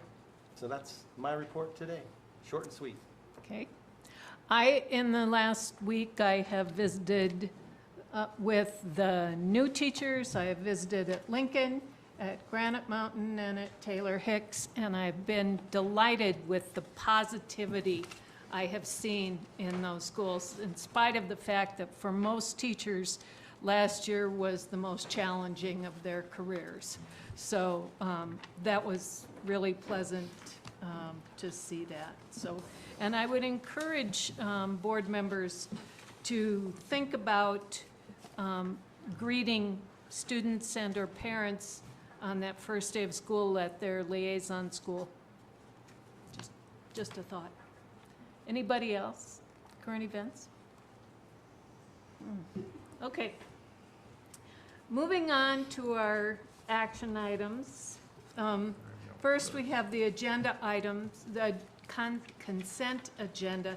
This is really a short list this month. Does anyone have any questions or comments on any of the 4 items on the consent agenda? I don't usually do this, but I do want to point out in the gifts and donations. Yeah, you beat me to it. Yeah, no, I was going to say that President Dillon is going to say what I was going to say, so thank you very much. I was just leading it in for you. I just, I would like to point out that the Jewish Community Foundation, which has been a tremendous supporter over the years of PUSD, gave us almost $65,000 for a playground out here. So, Oh, the Discovery Gardens, yep. yeah, for Discovery Gardens. They have been a regular contributor to Incredible. the betterment of the district, so. All right. Anybody want to make a motion on the consent agenda? I move that we approve the consent agenda as presented. Second. It's been moved and seconded that we approve the consent agenda as presented. All those in favor, say aye. Aye. Aye. Opposed? Motion passes. All right, we are moving now into the study and voting session. This is the section of the agenda where members of the audience are able to address the board on these topics. Just a reminder once again that if you wish to address the board on one of the topics, you need to turn in a request to speak, and like now. You have one, Nikki?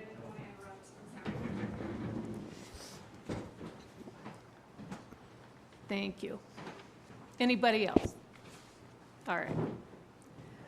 Okay, the first item, I told you at the beginning you would meet these ladies later.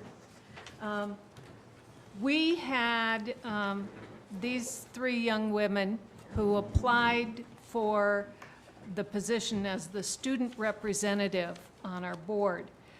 And they each brought such unique and exciting characteristics to the process that instead of just picking one and telling the other two go away, we chose Lily Witorsky as our representative, but the other two young ladies are the alternates. They will, for one of the things we do the week before the board meetings, we get together to discuss the agenda. Joe and I and sometimes some of the other administrators, and all three girls are invited to attend that, so they have a chance to see how this all works and so on. Plus, we will offer other opportunities for them to connect with us and with each other and so on throughout the year. So anyway, I think I would have you, okay, Lily, you want to stand up just for a minute? Okay. This is Lily. Lily is the person we've recommended as our student representative.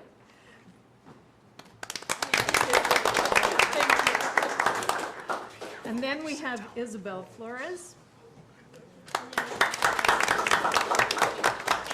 And Camille Mangum. And we need to approve these. This is a non-voting position. They would have had to be elected in order to vote, and they weren't, and they're not old enough. Could I get a motion to approve these? I move that we approve the three well-qualified, helpful, and very personable students to the, what do we call their positions now? The Student representative positions. Yes. Is there a second? It's been moved and seconded that we approve Lily Witorsky as student representative and Isabel Flores and Camille Mangum as alternates to serve on the governing board for the 2021-2022 school year as presented. All those in favor say aye. Aye. Aye. Opposed?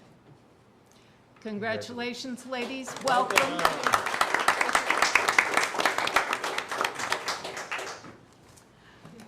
Okay, the next item, as I think probably most of you are aware, one of our board members left us and moved to Texas. He happened to be the vice president of the governing board, and so we need a new governing board vice president. For that position, I would like to nominate Andy Freyer. Andy, are you willing to be nominated? Yes. All right. Anybody else? All right. Andy is a good choice. Could I get a motion for that? I move that we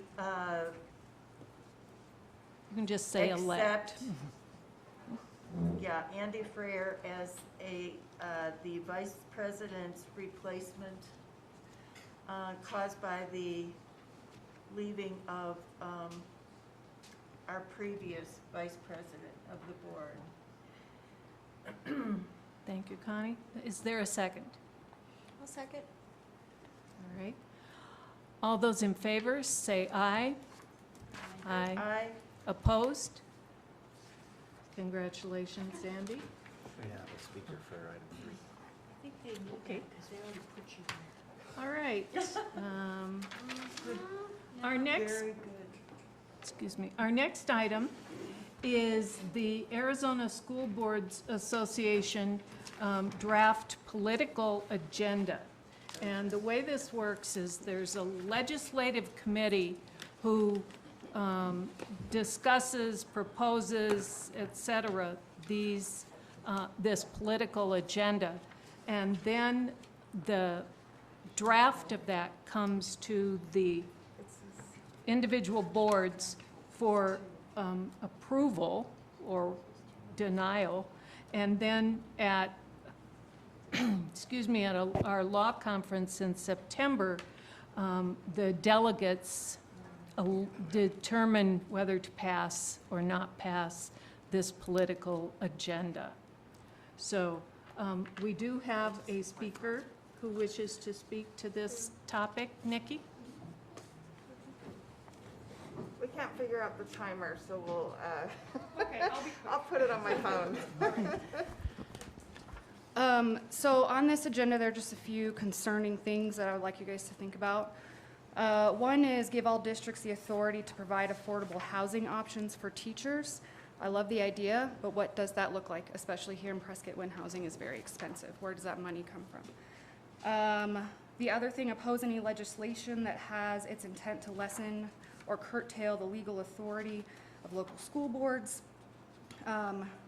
Again, we have layers of authority for a reason, and I think a school board having all of the authority isn't right. I think the state having all of the authority isn't right. There needs to be a balance, and I don't think that's a very balanced statement.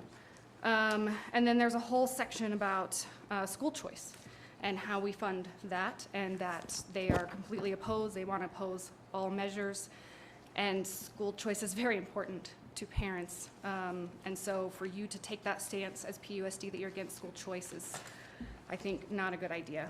And then oppose any measures that would result in fewer qualified voters from being easily able to vote or register to vote. That's a very leftist statement, and I don't think PUSD wants to take a political stance on either side of that. That's all I have to say. Thank you. That was the only one on there? Yep. All right. Are there any comments, questions, anything on this? I think it's kind of bold of the Arizona School Board Association to have a political agenda. I mean, don't you think schools are supposed to be kind of like apolitical? I mean, we're educating children. I don't know, I just disagree that they actually have a political agenda. It is They're not advocating intended. for education. Yeah, That's it their isn't role. intended as a partisan agenda. It's intended because part of what they do is to lobby for the schools with the legislature. And that is a political process. And that's why it's called a political agenda. And it's probably going on 40 years old, I would say. So, any other comments? I would like to ask, what is it that ASBA is asking us to do? Is this, I understand the organization wanting to have a political agenda. Does an individual school board delegate need to follow that agenda? Does the school board need to follow that agenda? I'm curious as to why this committee's political agenda comes up for a vote at an individual school board. So we're a member board of ASBA, and they ask member boards if they support or don't support. So you as a board can discuss and say, we don't support it at all. You can say, we support these 2 items and not these 2, and we want to add this one. You can do whatever you want with it, and then the next item, when you elect a delegate, the delegate needs to go down, and Deb, correct me if I'm missing any of this, but the delegate needs to go down and represent what you think as a board amongst all the boards in Arizona. I think there are about 200 that are members out of the 230 with ASBA. So you don't have to support it at all. You can table it. There's lots of options with this, like any item. But that's what they're asking. They're asking their members, you know, like Deb said, this group comes up with, you know, what they want. And they have a lobbyist. They have a lobbyist that works with, they have 2 lobbyists that go and work with the legislature and try and get the things done. So it's trying to get many Arizona boards to come together and say, these things are important for us. And whatever the items, we certainly need more voice in the Arizona legislature if we're the bottom of the nation in funding again and again and again. But yeah, I think you take a look at these items and see what, as a board, you agree with, or throw it out. I'd like to move that we table this until we can look at it a little bit more. And the delegate assembly is, I think, the 11th of September, and so we would have time to do that prior to our, our September meeting would fall prior to that, so we. I just think that we as board members need to hear from the public. I don't know how long has this been out for the public to view? Yeah, I mean, ASBA's had it out for a long time. We post the way we normally post, so. Like a Again, week or something? every year of my career, this has been an item on, so it's Okay. not a new thing. Well, it's a new thing to me. Yeah. Sure. Okay, yeah, so I would like to, I was bad this week and did not read it, I'm sorry. So I would like to. That makes it table tricky. We would need a second if I you would want to table second it. that, just to give us another month to review Okay. and look at this, and we can make an informed decision. It was just, I did read it, but it was confusing to me, Yes, and yes. I am not sure exactly what the motivation is, and so I'd like to consider that. Sure, and Alright. totally For one more understandable month. without ASBA conferences for the last entire year, Right. that new board members would Yeah. probably feel out of the loop on it. Right. It's been moved and seconded that we table this item until our September meeting. All those in favor, say aye. I Opposed? All right, we will table that for next month.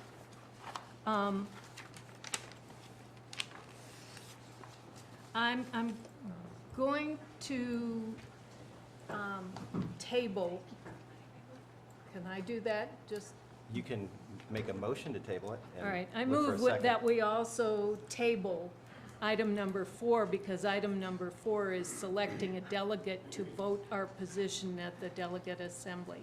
I'll second that. However, I would say that, you know, it would be good if you all thought about whether you might be able or willing to be the delegate for that. I am not eligible to participate in that, so And again, you'd represent whatever you decided as whatever a the board board chooses. that you wanted to represent. And there's 2, a delegate and an alternate? that we Um, picked?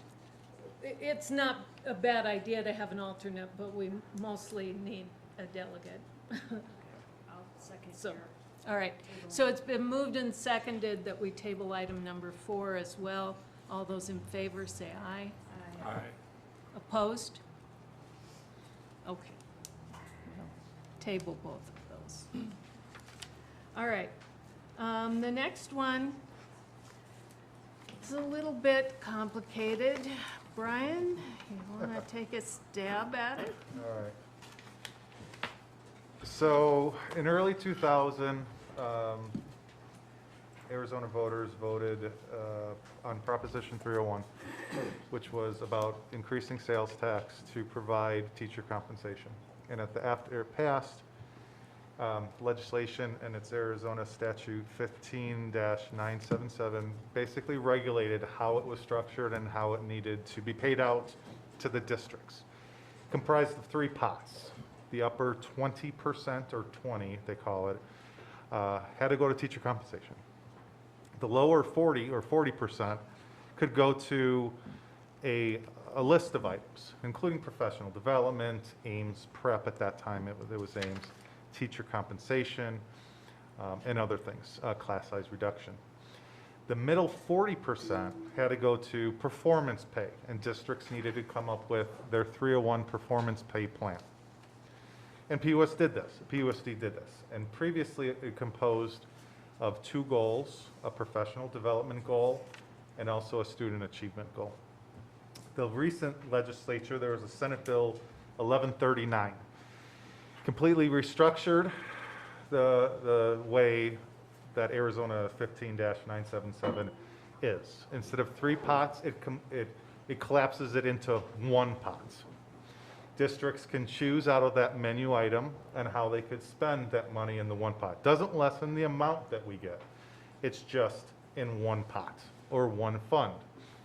The governing board made an incredible decision in their budget packet in March to approve that 100% of the 301 money will go to teacher compensation. In the law and the changes, it says teacher-based compensation, including performance pay, with the Senate bill. So I got in touch with people asking, hey, can we just give it all to teacher compensation? Teachers do professional development as part of their professional obligation and expectations as a Prescott, a certified employee. And the answer was no. You still have to have a performance pay piece. But as a district, they took away the 40%. You can set it at any dollar amount you want or any percentage you want. So in July, I think it was 8 teachers, 9 teachers, and 2 administrators, myself being one of them, got together to look at the law, look at the new changes, and they have made a recommendation, which had to go to the teachers for a vote, which it did, essentially to have the performance pay based solely on professional development. Student achievement goals are still important, and they have to have 3 for their teacher evaluation. It was always confusing to teachers where, hey, I have 3 student achievement for my evaluation, and oh, by the way, I can use one of them for my performance pay as well. It was always just kind of a messy thing. So that student achievement will still be part of their evaluation process, but the performance pay plan presented in front of you is professional development based. It's based on shares. In case a teacher is half-time, they can get half the amount of money. But essentially it says if you do what you need to professional development wise, it's $500 at the end of the school year. And then the 100% of the remaining money would be distributed as teacher compensation. So you got all of the money that goes to a teacher. 500 would be based on the goal that they set with their principal on what they're going to do professional development wise. The rest of the money that they would have gotten out of 301 would go to their teacher compensation throughout the year. It did go to a vote, and we had 160 out of 202 vote on it. We needed a 70% turnout for the vote, which we did hit. Out of the 260, 156 said yes, 4 said no. It needed an approval rating of at least, I think 75%, which it hit. It's 97.5. So the next step would be the governing board vote on it. And if it is passed, it would be PUSD's new performance pay plan for this and upcoming school years until we evaluate it and possibly bring it again for the governing board for changes in the future.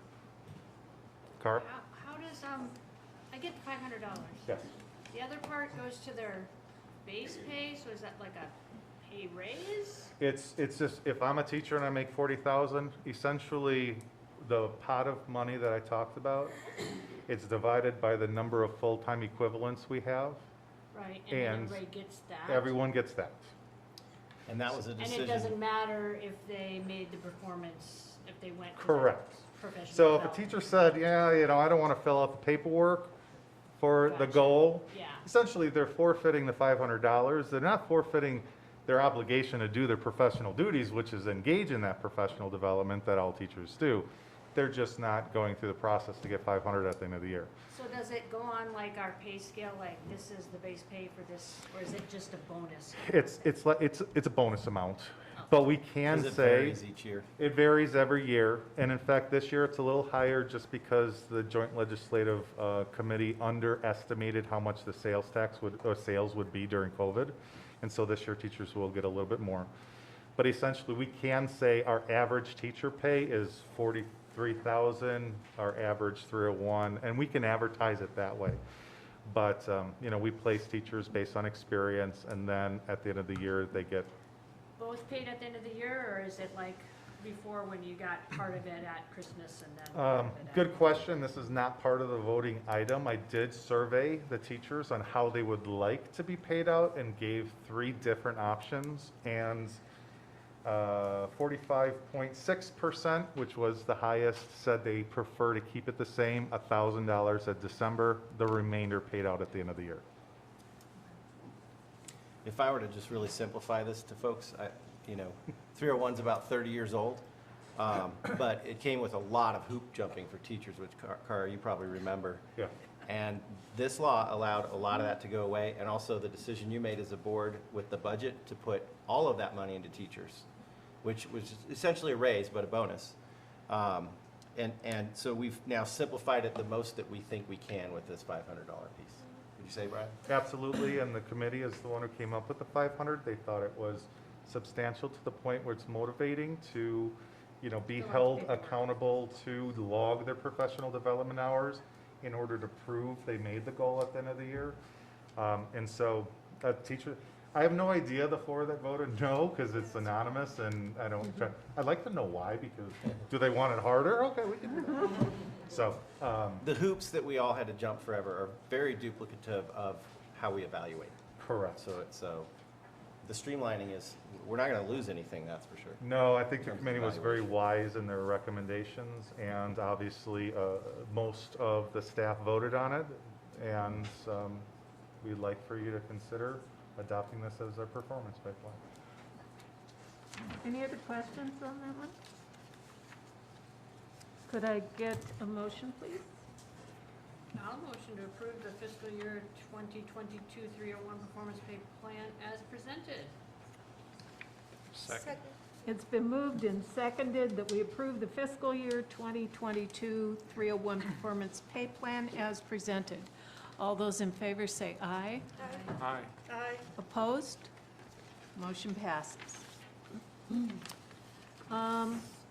may as well just keep going, Brian. The next couple meetings like that.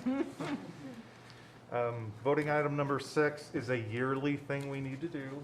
It's with the School Facilities Board, which looks at projected enrollments, and basically if there's housing projects that are going on, lots of construction, or if you're at that tipping point with enrollments, they possibly could consider you for a new school. What they do is they take our instructional square footage that we report to them, divide it by our K-6 population. They say, this is the number of students you should be able to fit in your K-6 schools, and then 6, 7, 8, and 9, 12. I fill it out with projection of no growth. This does not lend to us saying, hey, we need 4 more schools. It's basically saying, our average has been status quo, and you're just voting saying that, my projections are realistic. We sign off, we submit it, and it ends there. Does it take into consideration how old the buildings are? No. No. So we can't get a new school because our high school's falling Nope. down, or the middle No. school's All sold, numbers, or all just numbers? enroll- Cell numbers, the School Facilities Board function is to have us go through an extensive process to apply to fix buildings. This is the ultimate process to get a new one, and if we wanted a new one, it would need to come from a voter bond election. Thank you. It definitely justifies the right sizing that we did 7 years ago at this point. But we could grow anytime too, so. Got a lot of houses coming. All right, any other questions on that? All right, could I get a motion? Move that we consider approving the fiscal year 2022 capital plan for the School Facilities Board as presented. Second. It's been moved and seconded that we approve the fiscal year 2022 capital plan for the School Facilities Board as presented. All those in favor say aye. Aye. Aye. Opposed? Motion passes. All right, the next item is the adoption of the sexual education curriculum. Kelly? We have 2 speakers. Yeah. People speak ahead of time on this? All right, yeah, I'll let them do that. Ms. Charlotte?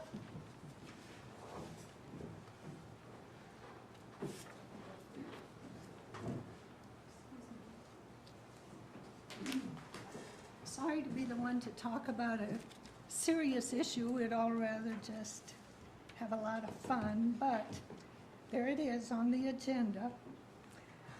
What we have noticed in the last 10 to 20 years and even longer is that the stress level, the depression level, and the suicide level among very young children is higher than it's ever been before.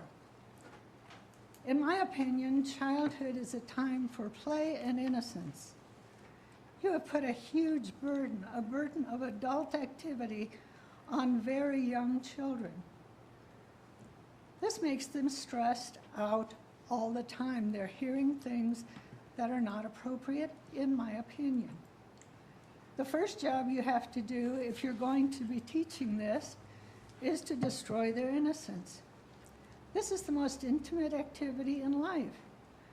This is the longest lasting consequences of anything that anybody ever does.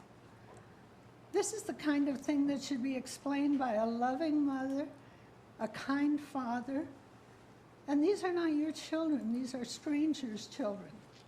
They need to be taught gradually and lovingly as their age is appropriate. But you say, well, we have such dysfunctional families. Divorce is through the roof. Mom's over there living with her boyfriend. Dad's out having fun with every woman he can find. I guess after 60 years of this sort of sex education teaching, that's the result. Broken homes, adultery, affairs, abortion. They tell me that 80% of the people in jail don't even know who their fathers are. Your idea is to tell children, go ahead, but we'll tell you how and why and how. Do you do that about smoking? Do you say, well, they're going to do it anyway. We'll just tell them how to do it. I have two more quick things to say. Sex is for grown-ups. The other thing is, sex is for married people. We have a dysfunctional, chaotic society after 6 years of do what you want. Just talk it over with your 17-year-old partner and decide for yourself what you should do. Thank you for your time. Thank you. Nikki?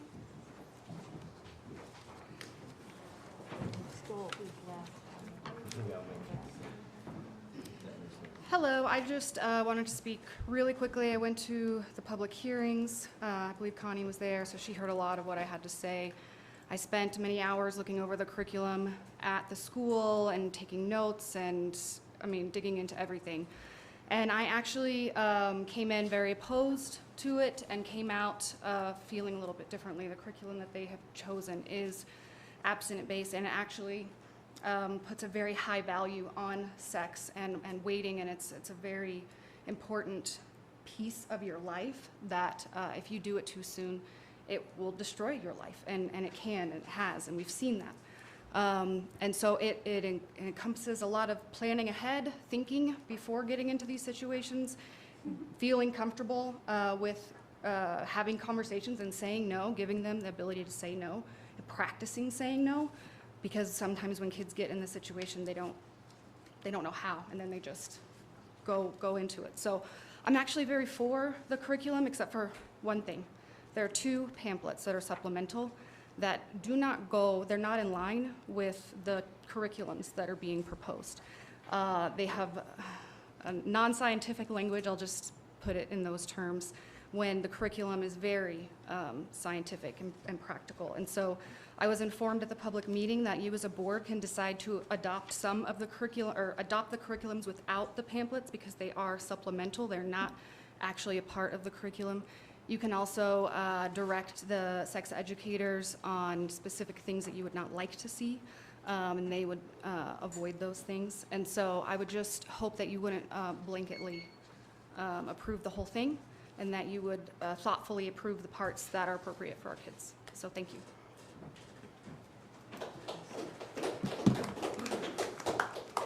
Kelly?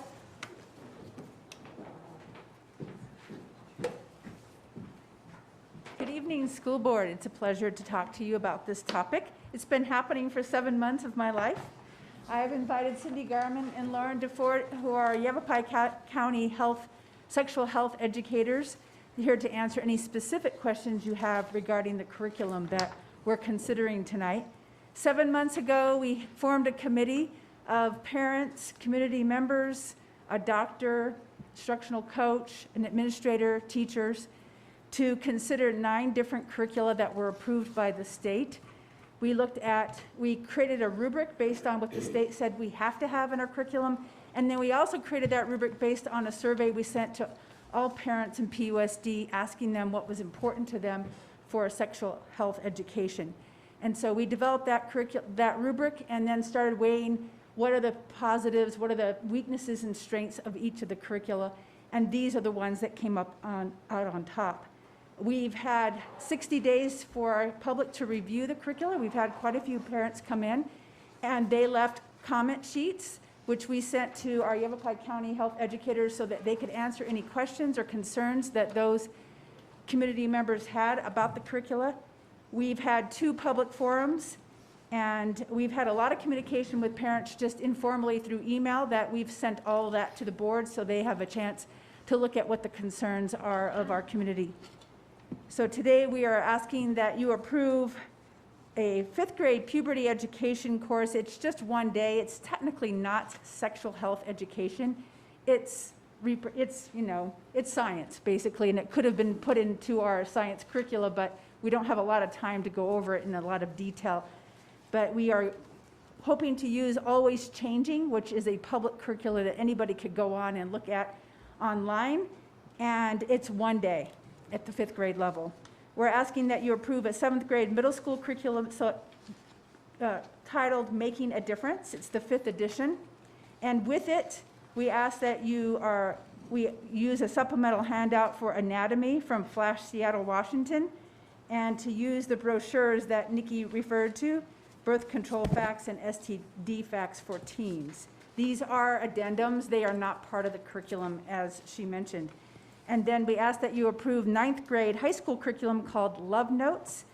And in addition, we would like to use these as well as a male and female anatomy handout to define the reproductive anatomy, and a 15-minute video called Life's Greatest Miracle. Again, that's all public on, not social media, but public on the internet. Questions? Who was supposed to answer the parents' questions that were written down? Because I've gotten a couple emails that said no one contacted them. Yeah, the ones that we've received, I've attempted to contact and spoke to on the phone. If they had email addresses, I sent them emails. Okay, so it's the county that was supposed to get back to them? But you would forward those to me, and then I would work with my folks to make sure we address those needs. For anyone who contacts you and has a question, that comes to me, and then. What's that? Yes, but it was a phone call, and for the life of me, I can't remember her name, so.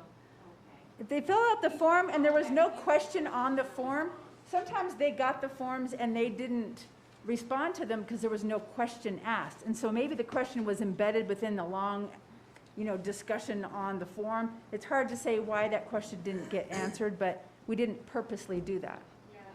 Okay, how long is the middle school one? How many days? It's 8. 8. And how long is the high school one? 13. 13. And I had one person who was curious, what are the children who opt out doing during those 8 or 13 days? We don't have specific lesson plans at this point, but they will be health-related lessons, and they will not deal with sexual health education.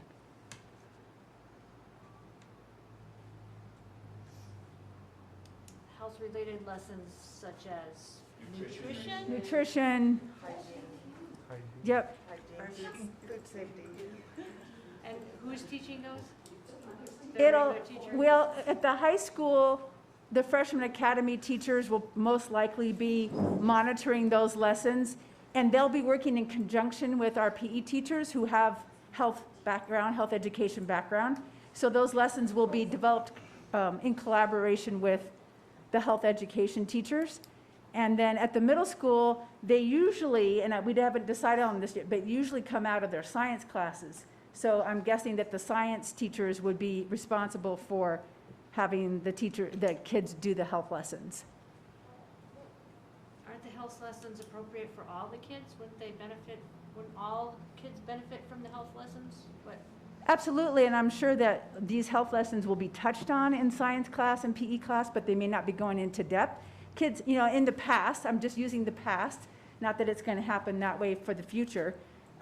We've had kids dive into health-related issues that they wanted to research, and they would research that and learn about what they want to learn about with the approval of their parents. So it was sort of a individual research-based project that kids would be working on a health-related issue. Again, that's the past, and that's not necessarily what we have planned for the future. We don't have those plans in place.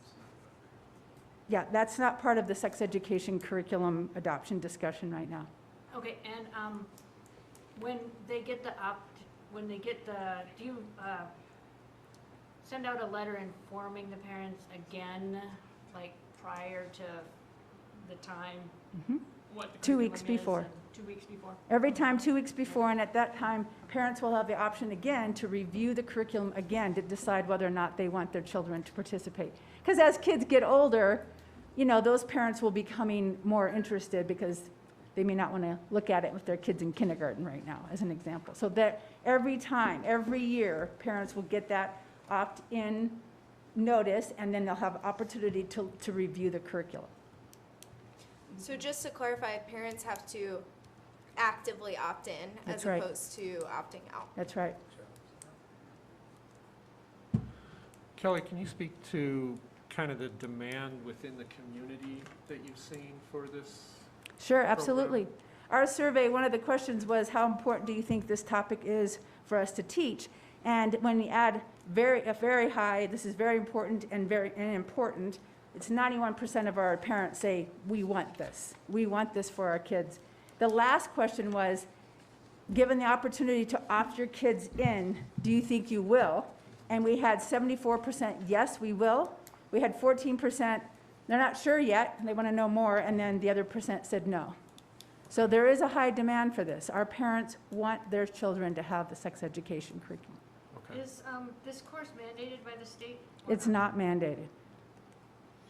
Our community demanded it years and years and years ago. Please implement this into your district. And we responded because we had such a high pregnancy rate among teens. But the state board does have a set of approved curriculums that you can use, Mm-hmm. and you can't go beyond that.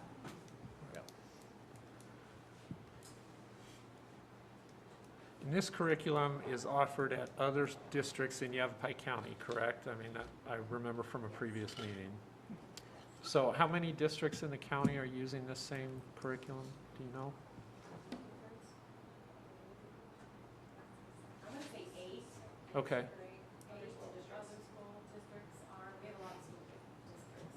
Okay. Okay.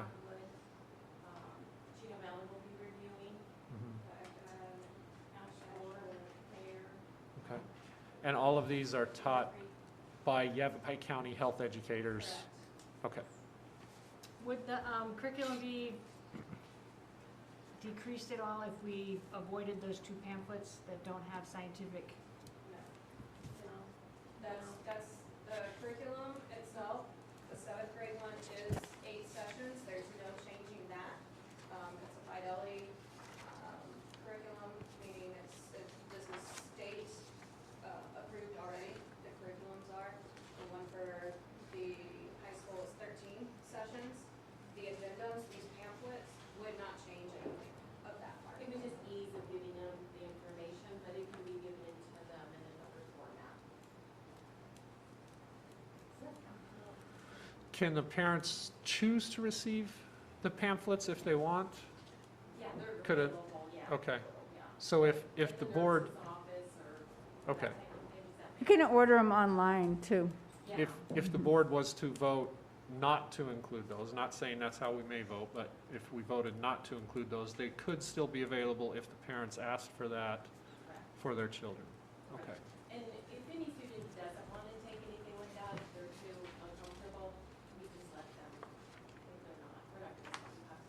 Sure. Okay. Was there a lot of discussion amongst the committee on those pamphlets? Was that something the committee felt strongly about? There was not a lot of discussion. I think we took the word of our health educators from Yavapai County. You know, it's just a summary of information that kind of capsulizes, you know, STDs and then this is birth control facts. So it's just a nice summary of it, and it's all together in one place. And so we didn't have a lot of discussion. We weren't that concerned. We liked the fact that it was summarized. It is the pamphlets are from the same publisher as the curriculum, so it does summarize a lot of the same information that's already been provided verbally and in the handbooks. Okay. Thank you. Okay, thank you. So it sounds like we would be providing that content in the education anyway. This is just something that's a different learning style that parents could also look at. That's correct.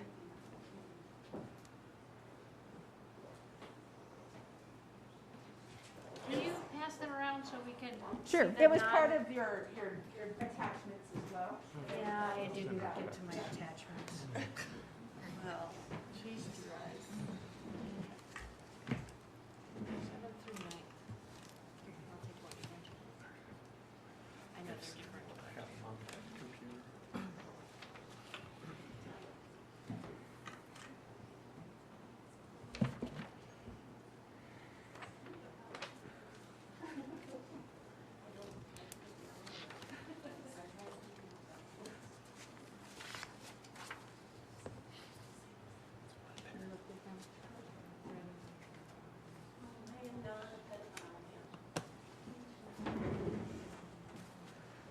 Okay, are there any other questions, comments, thoughts?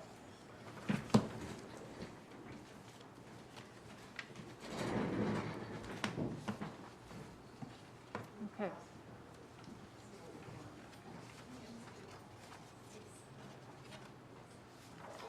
I move that we adopt the sexual education, health curriculum, without these two pamphlets otherwise presented.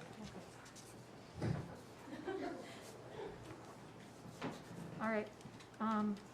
Is there a motion on that?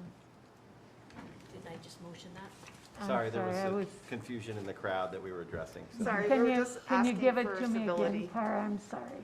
I'd like to make a motion that we adopt the sexual education curriculum minus these two pamphlets as presented. Second. It's been moved and seconded that we adopt the sexual education curriculum as presented minus the two pamphlets.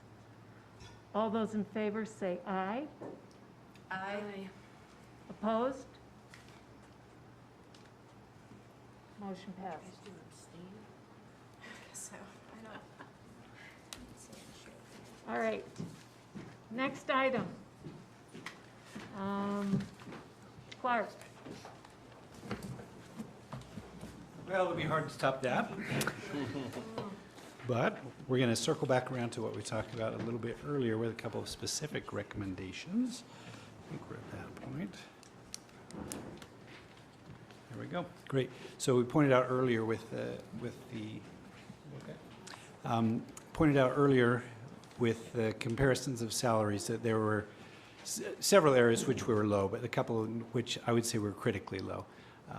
And we're not in a position to be able to retain good folks that we have or attract new folks if those folks, you know, won the lottery and moved to the Bahamas or decided, wow, I'm tired of getting paid 50% less than other people doing the same job as me in other places.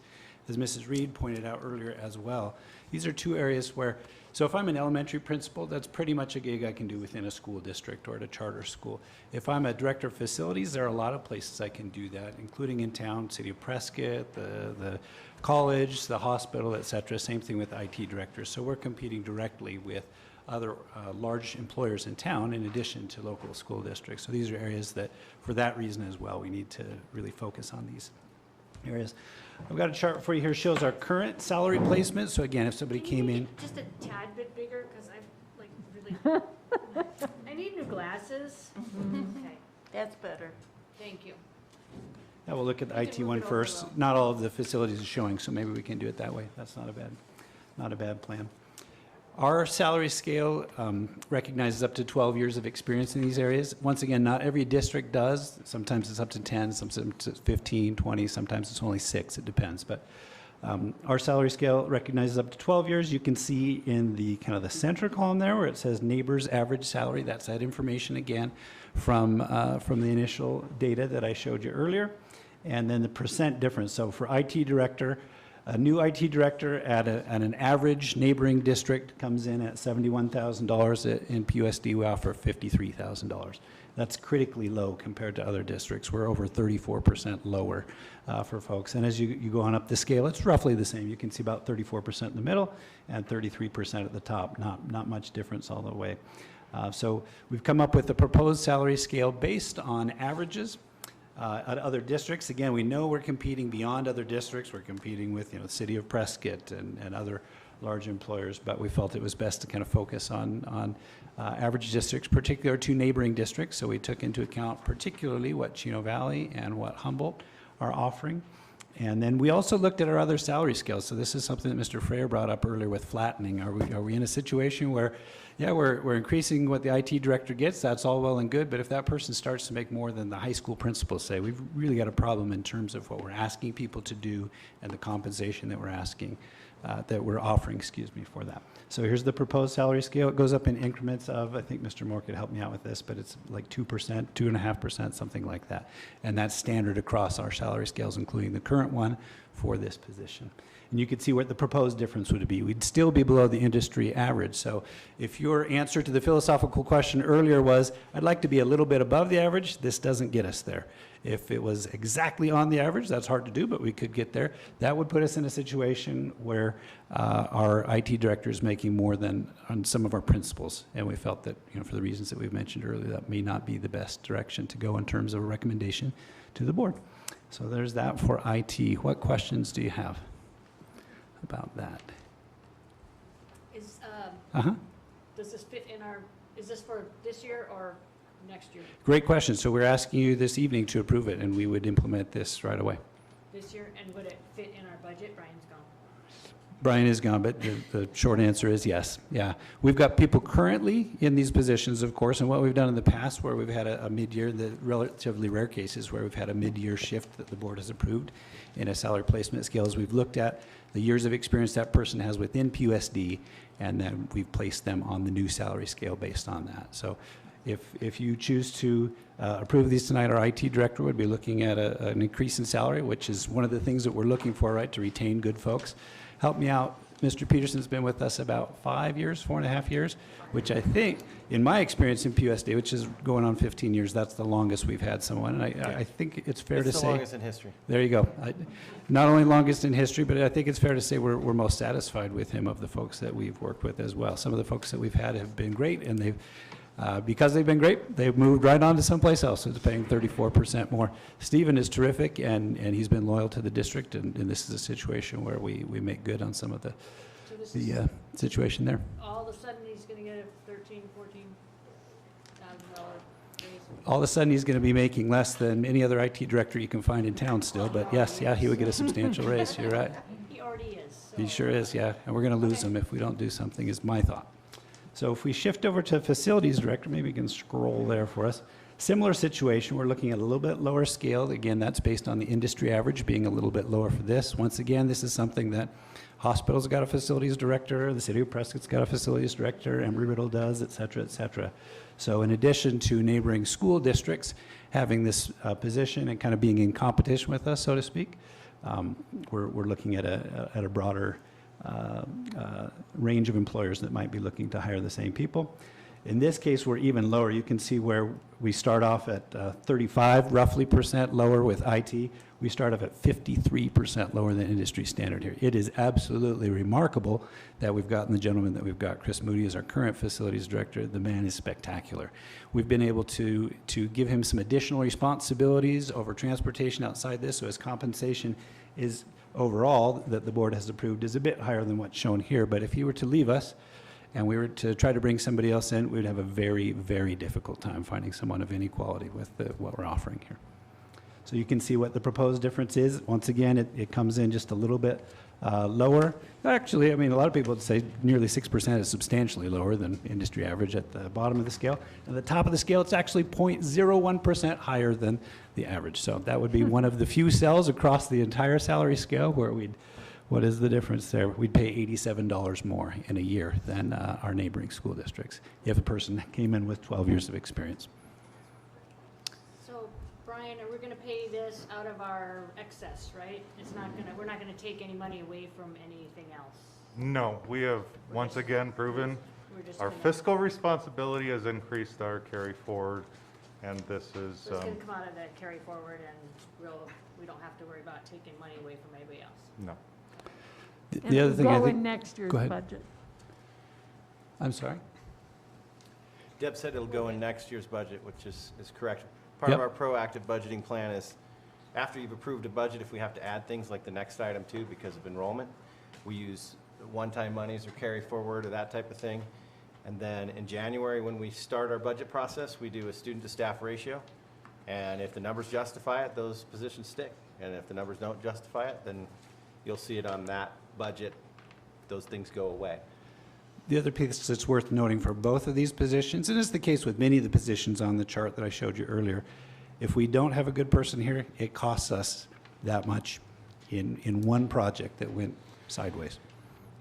An example, and I'll just say this because previous facility, for example, directors and the staffing that we've had, when they can't do items like electrical, plumbing, those things at our sites, we have to outsource.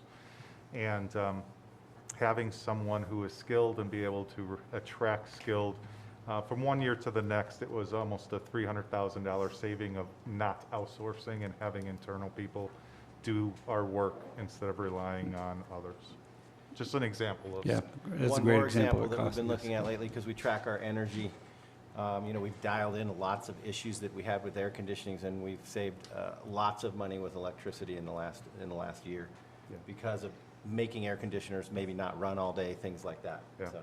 And we used to have to consult with an organization called NAU ETC, which they were a technology consulting group, and we have been able to not have to pay the tens of thousands that we did because we have knowledgeable folks that we don't want to lose. It's also worth noting that we've got two good gentlemen doing these two particular jobs right now. Who we'll have in the future, we can't say. Neither of these folks came to us and said, gee, I really need a raise, will you go to the board? This proposal that we have is an outgrowth of your request that we make salary comparisons, and as we look, we said, wow, we're low here, wow, we're low here. Holy shnikes, look where we're at with IT, and so we felt like we really need to come to you right away. This is not something that we should put off several months and be a part of our standard cycle of other things that we'll look at later together. If not now, when? That's my comment. There you go. That has a nice ring to it. I'm just curious if we have any insight as to how we got to a position where we were 30 to 50% off in terms of competitiveness, but also Sure. how we might mitigate being in the same scenario with other positions in the future or the same ones. Terrific question. I can address a part of that, and I think maybe Joe or Brian can help Marty as well with that. One of the things, like we mentioned, there's a ton of competition for this, and IT, the way it's developing particularly, you can imagine easily how other places would roll ahead of us. We've got a system for how frequently that we look at salary scales, and so that kind of answers your second question and addresses the first question as well. How can we make sure this doesn't happen in the future? Well, we have a system to periodically, every so often, we're going to look at teacher salaries, particularly this year. We're going to look at directors and administrators, particularly this year, in a specific cycle that the board has approved and that we use. And this happening is something we're toward the end of the cycle for having looked at directors and administrators. You can see we're low across the board because we haven't updated those recently. These two particularly, the industry has just moved ahead of us. And we were kind of low to begin with. There may be other factors that you could. I'll add, when Red for Ed created 20 by 2020, our teachers got raises every year, significant raises. And so we weren't able to stay up at that rate with the rest of our staff. And so sometimes they get half, sometimes they get less than half of what teachers got. So that's why you're seeing teachers at a pretty decent competitive level and everyone else falling behind on that. And then, our proactive budgeting system doesn't work when we don't give a raise. And this year we didn't give a raise to anyone but teachers. So every time that happens, you fall behind. And I got to tell you, this whole administration in the last 7 years got everything caught up at one point, and that's a ton of work. So you're right, we have to stay with it. And that's what this effort is right here. Great. What other questions do you have for me? Anything else? Could I get a motion? I'll make a motion to approve the IT and facility director salary schedules as presented. Second. It's been moved and seconded that we approve the IT and facilities director salary schedules as presented. All those in favor say aye. Aye. Aye. Opposed? Motion passes. All right, on to number 9. This is kind of an exciting item. Let's see, Clark, you get to do this one It is. too. This is much shorter. It's much easier. The information's in front of you in your agenda, exactly what we're looking at. And you're exactly right, Deb, that it's exciting in that this is in response to enrollment higher than we anticipated. Already, we're seeing 3 areas of kind of bubbles, so to speak. Man, we need to get more coverage in preschool. We need to bring our kindergarten class sizes down. We need to bring 5th grade class sizes down. There may be others of these that as the fannies file into the seats and we see, holy smokes, look at that, we didn't expect that, or whatnot. There are adjustments that sometimes need to be made from year to year, but already over the last month, particularly several weeks, as we have had enrollment come in, we've said, okay, there's an area, we need to address that now rather than wait. So we've been proactive. We've gotten tentative approval to start looking for folks here, but we need formal board approval on each of these. Do you have questions about any of these specific areas? This is not a question, but I think it's very important that in the additional kindergarten position for Taylor Hicks, that we note that this will impact being able to keep kindergarten sizes lower across the district and not just at Taylor Hicks. So. Right. Absolutely. Well said. Our 3 elementary principals could tell you exactly what the numbers are in every grade level at their sister schools. They talk about it all the time, Deb, and that's why they're helping each other and trying to figure out how that works. So definitely, that's a great point.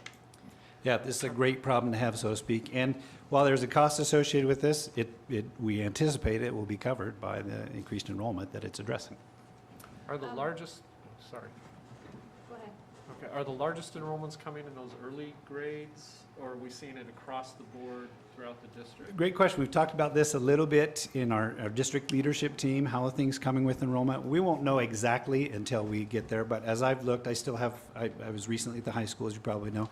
I still get the emails that say, okay, we've had a new enrollment. I had 2 while I was sitting here tonight. So we're definitely getting, I think, more enrollments than we've anticipated across the board. These are 3 areas we've already identified. We've got to do something here. I know the high school administration is looking at areas and say, whoo, oh my gosh, we've got more kids in U.S. history than we anticipated there, or look at biology, and starting to have those discussions about what it might look like. Is it a situation where we can manage this and have reasonable class sizes, or do we need to come to the board? But again, these are 3 areas that we've already seen. Holy cow, we got to do this now and ask the board to. So the choice, say on Thursday, we show up and at the high school, we've got unmanageable class sizes. Do we go a month before we approve new teachers at the high school as well, or how does that work? That's a great question. Because of the way that the high school works, first of all, first thing we do is start stacking them on top of each other. That's our first mode. But because of the way the high school works, it would be very atypical where we'd need to hire an entire new teacher. We'd probably be looking at an overload here, an overload there. We might go to a current teacher and say, listen, I know you've got your 5 classes plus a prep period during the day. What do you think about having a 6th class period? So creating new sections. Right, yeah, a section here and a section there, rather than a situation where we say, we have to hire an entirely new social studies teacher tomorrow. Okay. If that were the case, it would be in response to enrollment that was so substantial above what we anticipated that we'd probably be needing to hire teachers in several different subject areas to address that. All right. Thank you. Yeah. It says in the last paragraph, we're going to use ESSER money. Is that just for the student support liaison, or can we pay for all of them with the ESSER money this year? Say that one more time. Can we use ESSER money? So we're using ESSER money for this. Can we do it with all of them, or does it just refer to the student support liaison piece? We could use ESSER money to fund. All of them Mhm. for this year? Mhm. And something I may not have noted earlier, each of these is intended to be a one-year position at this point, and if enrollment warrants it next year, as part of our budgeting process, we would come to you and say, okay, we're needing just what we had before, or you could say, we think that was a bubble and we're shrinking back down to what was standard for us before.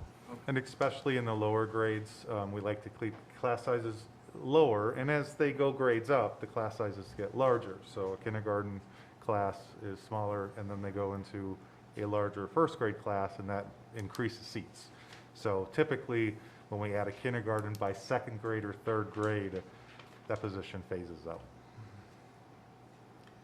I'm not sure if this question goes to Clark or to Rachel or to Brian, but could you expand a little bit about the position as the student support liaison? How would that person relate with you, Rachel, and what specifically would we expect them to do? Go ahead. So really, this position would be for two varying positions. I guess they would be working with me to help get kids enrolled into our school's PLP classes. They'd be updated. Like I said, we're going to get the teachers for the core classes. We're going to use our teachers for electives, so they would be there to kind of help make sure that students are staying on track for that. If we had a new person that wanted to come in, they would help with that process, that orientation process. But the other part of it is also, as we have kids that are, still exposed potentially to COVID during the year, and we have to quarantine, or if they, choose to stay home because of illnesses that are extended, maybe this person would be also there to help facilitate that and take that burden off of teachers of trying to teach their 25 students, and then how do I get this student what they need. They would coordinate with the teacher of what assignments they needed, help them get a Chromebook or a hotspot if they needed one, materials, things like that. So this would kind of be a shared position between me and Alexa, but the hope is that this would also help us to take on some of that mentoring aspect internally, so that in the future, as our online option grows, rather than paying for a mentor, we would have our own internal people that help with that process. And this kind of came from our Health and Safety Committee. Remember, one of the big questions they had was, how will we support students in quarantine? And this will be a support person who will connect with them, get their Chromebook, help them get their work done, be that personal touch to make sure, to make sure they're staying on track. Yeah. And I was just gonna say, I think it's a wise, proactive, move to have someone be that liaison. Yeah. It's one of those, rather have it and not need it, or rather have it and not need it as large as could be. But it's definitely a need in the ITM to assist Rachel. But that ITM is not the solution to students that are out for 2 weeks due to issues of exposure. Okay, thank you. Thank you, Rachel. Could I get a motion on this? I'll make a motion to approve 3 additional positions in preparation for enrollment needs of the 21-22 school year as presented. Is there a second? Second. All right, it's been moved and seconded that we approve 3 additional positions in preparation for enrollment needs of the 2021-2022 school year as presented. All those in favor say aye. Aye. Aye. Opposed? Motion passes. Kelly.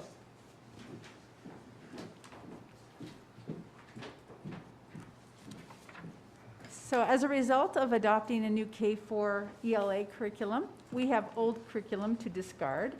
And teachers love books. All of us educators love books. We hate to get, for them to be discarded and not be used. So we reached out to Arizona Department of Education and asked them who else was using Reading Street, which is our old curriculum, and they gave us the name of several schools within our area, and Camp Verde was one of them. And we reached out to them, and they were interested in purchasing our kinder curriculum, 5 sets of them, and in their entirety. So we put those aside, and they agreed to pay $5,000 for them. So this is an Governmental agreement. Yeah, intergovernmental agreement. I'm asking you to approve that. All right. Any questions? No. All right. Could I get a motion? Move to approve an intergovernmental agreement between PUSD and Camp Verde Unified School District as presented. Second. It's been moved and seconded that we approve an intergovernmental agreement between Prescott Unified School District, excuse me, and Camp Verde Unified School District as presented. All those in favor say aye. Aye. Opposed? Motion passes. Number 11, Mr. Howard. Yes, in the future, we'll put this a little higher on the agenda. Sorry. Lieutenant Small of anyone. This is your Probably has other places prison. to be, It so. was this or National Night Out. Thank you for your patience. This is to re-up our agreement with the city for our school resource officer, which we've had some type of relationship for well over 30 years, even sometimes in middle schools. And at the current time, it's in the high school. It's an agreement where the district pays 75% of that and the city pays 25% of it. We've been doing this 3 or 4 years, Lieutenant Small? Is it? Yeah. Okay. It's been 3 under this. Yep, yeah. And every year, of course, our attorneys at the city and here in the district take a look and go back and forth and get it where it needs to be. And that's always been a great partnership, as with everything we have with the PD and the city of Prescott. And so this is something that's done well for our students and done well for our community. And so between Lieutenant Small and myself, we're happy to answer any questions. There's a scope of services there that explains what that officer does. I think a lot of people are familiar. That officer's maybe there to do some law enforcement, but if you look at the scope of the work that they do, a lot of it's about building relationships and law-related education, drug-related education, and really helping our students to know and understand how our police are a part of our community. Lieutenant, could you give us a little overview of your perspective on the position of the school resource officer? So like Superintendent Howard was saying, we like that position to be heavier on the building relationship side, a lot on the mentoring side. I had a conversation with our SRO just prior to coming here, and he said the most important part for him and what he spends a lot of time on is mentoring. He'll have kids come in the office that have either had a bad day or having an issue or some kind of a issue that could involve the police department, and he helps give them advice, helps mentor them through these kinds of situations. He speaks one-on-one with parents when they have questions, if their child is in some kind of situation that could involve the police department. He gives advice to parents one-on-one, and then he also assists the staff as well with any disciplinary actions, with any teaching of law-related topics. But he is also there. He's a uniformed police officer whose presence is a deterrent. It's proactive deterrent against criminal activity and dangerous behavior. So he responds to any critical incidents immediately, which is great. You've got somebody on the campus that can respond quickly. And he also investigates. The high school is averaging about 40 criminal cases a year. So he initiates those investigations, sees to it that the proper amount of resources are applied to those investigations, and follows up with those. Other questions or comments? Does he feel like he's making a difference? He does. And I'll be honest with you, the history of the SRO program, it's been a win-win for, I think, all of us, the community, the staff, and the PD. We all get a lot out of it. We get a positive relationship with kids, so that hopefully we don't have to deal with them later. The parents, the staff, been a very, very positive program for a long, long time. Every once in a while, you hear a story on the news about an SRO who has gone overboard. And those make the news because they are so rare. And I have worked with many SROs in my career, and they have always been a real asset. But that comes partly from the direction of the department. Correct. And like I said, good working relationships with the staff so that the SRO understands what the PUSD expects and PUSD understands what we expect. How much time does our current SRO spend at all the schools? I assume he or she is based at Prescott High, but do they go out to other schools in the This district? contract is primarily focused on Prescott High School. That is his primary function. There's times when, say, Mile High Middle School will call with a serious issue, and I'll approve him to go down to that other school. So it's rare, but usually when they do go outside of the high school, it's something fairly serious. Okay. And it's a high need. So there's not really an opportunity for them to get into elementary school classrooms and say, hey, I'm a police officer and Friendly public relations. My preference would be that we have two more in the way the structure was before. It just the amount of time and our concern for issues arising at the high school while he's not there. Okay. And this contract and agreement is primarily for him to be at the high school. Okay, thank you. Anything else? Could I get a motion, please? I'll motion to approve the intergovernmental agreement between the City of Prescott and Prescott Unified School District for services of school resource officers as presented. Second. It's been moved and seconded. Somewhere on my sheet here. Sorry. Too many sheets this month. That we approve an intergovernmental agreement between the City of Prescott and Prescott Unified School District for the services of a school resource officer as presented. All those in favor say aye. Aye. Aye. Opposed? Motion passes. Thank you all very much. Appreciate it. Thank you. Thank you. Lieutenant. Marty. Yes, I came to you last time with the early kindergarten request and thought I was done. But then we had a flurry of parents who realized, oh my gosh, school's starting and my kiddo turns 5 between September 1st and December 31st. So they went through the process of applying for early entrance. We did the Brigance early screener on them.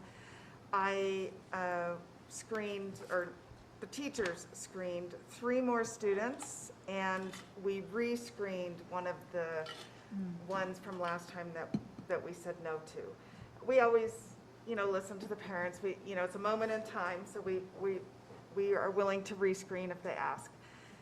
So of those 4, 2 we're recommending early entrance. 1, his birthday was on September 1st, and he's a teacher's child, and his scores were amazing. So for sure he came in, and then another one felt like she was ready as well. So I am coming to you asking for approval to enter 2 more kindergartners early who will turn 5 after August 31st. Questions? Is there a motion? I move we consider approving, or we approve students recommended for early entrance into kindergarten for the 2021-22 school year as presented. Second. It's been moved and seconded that we approve students recommended for early entrance into kindergarten for the 2021-2022 school year as presented. All those in favor say aye. Aye. Aye. Opposed? Motion passes. Terry. Hi, everybody. Good evening. You've heard a lot about intergovernmental agreements. In my world, I call them IGAs, so that's a little shorter and easier to remember. So I'm here tonight to ask the board's approval to amend our 2020-2021 IGA with the Department of economic security in regards to our transition from school to work program. Each spring, we submit a proposed budget, and then in the spring, and then in the spring of the following year, we review that budget, and sometimes we have to amend it. So this year, I'm asking approval to amend that budget as an increase of $2,766.88 for PUSD's percentage of our budget. So that increase is based on an increase in TSW paraprofessional salary and benefits. Any questions? Did you hire a new person, or is it just raises for the It's whole just people? regular salary increases and benefit increases. So we do our best in the spring to project what that will look like. Typically, there are some amendments at the end of the year, so. How is your program doing? Are we getting them all into jobs? We are working hard, and our goal is always to increase the number of students that we have enrolled in that program. So we have a big recruiting push this fall to enroll more juniors who qualify for the rehab. So we want to grow our program for sure, so. Thank you. Could I get a motion? Well, would the motion be in terms of the, we would accept the intergovernmental relationship? The motion is to approve the amendment to our IGA. Okay. Find out where that You could say so moved. Nobody wants to read it. We have so many pages that I keep getting lost. I'll say so moved. All right. Someone had to say it. Second. It's been moved and seconded that we approve an amendment to the intergovernmental agreement between the Arizona Department of Economic Security, Rehabilitation Service Administration, and Prescott Unified School District as presented. All those in favor say aye. Aye. Aye. Opposed? Motion passes. That's the end of the voting. All right. The next item is Brian's regular school board summary budget As presented. as presented. Thank you, Brian. Moving on to our strategic plan discussion. This time, our goal area is student achievement. So I assume you guys are going to Yes, we will. take it away. The district admin team will take turns sharing the accomplishments in each goal area, in each target area, and then also the areas to work on. And Kelly is ready to go. I'm ready to go. Curriculum development is our first target goal. And what we're really proud of is that it's taken us a while, but we feel like we have a really good systematic process for updating our DIGs, our district instructional guides, which are living documents. These are the guides that tell our teachers, here's what we're going to teach, here's what standards we're going to teach, and here's when we're going to teach them. And we try to reduce variability and have all of our teachers doing that when they said they're going to do that. Of course, we teach standards and we use curriculum to teach those standards. So we need to always be looking too at the curriculum and say, is this curriculum working for our standards? As many of you know, years ago, ELA and math standards changed and we didn't have the correct curriculum to teach those standards. So we went through the process of adopting math and ELA curriculum so that it matches the standards. And now we've had to revise those district instructional guides so that teachers know what resources they're using in addition to what standards they're teaching. We need to do the same thing for science and math. We have new standards. We have revamped our district instructional guides to say, here's the new standards we're going to teach and here's when.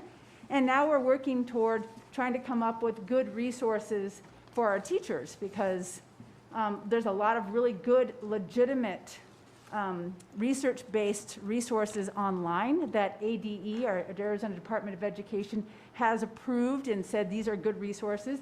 We are utilizing those, but we do need we do need to go through the process of getting curriculum. So that's one of our goals, is to actually come up with a curriculum adoption cycle based on needs. And science and social studies will be after this year. We are going to finish the ELA curriculum adoption with the higher grade levels, because they too need new resources. It's been since 2008 since we had that for them.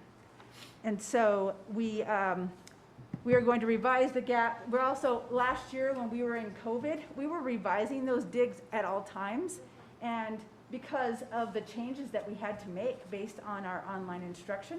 So we're going to go back to those digs and continue to look at what do we need to change based on our gaps. So that's something we're going to do on a regular basis.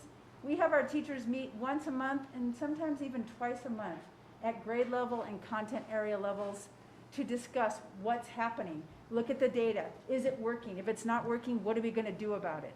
And so we're really proud of that system that's in place now. Our teachers really are very efficient with those meetings, and we get a lot done. A goal that we have is to make sure that those digs get revised formally, and that we start the new year with the brand new digs based on last year's instruction. So that's a goal we have, is to make sure that all of those get done, because it's hard to keep track of all of them.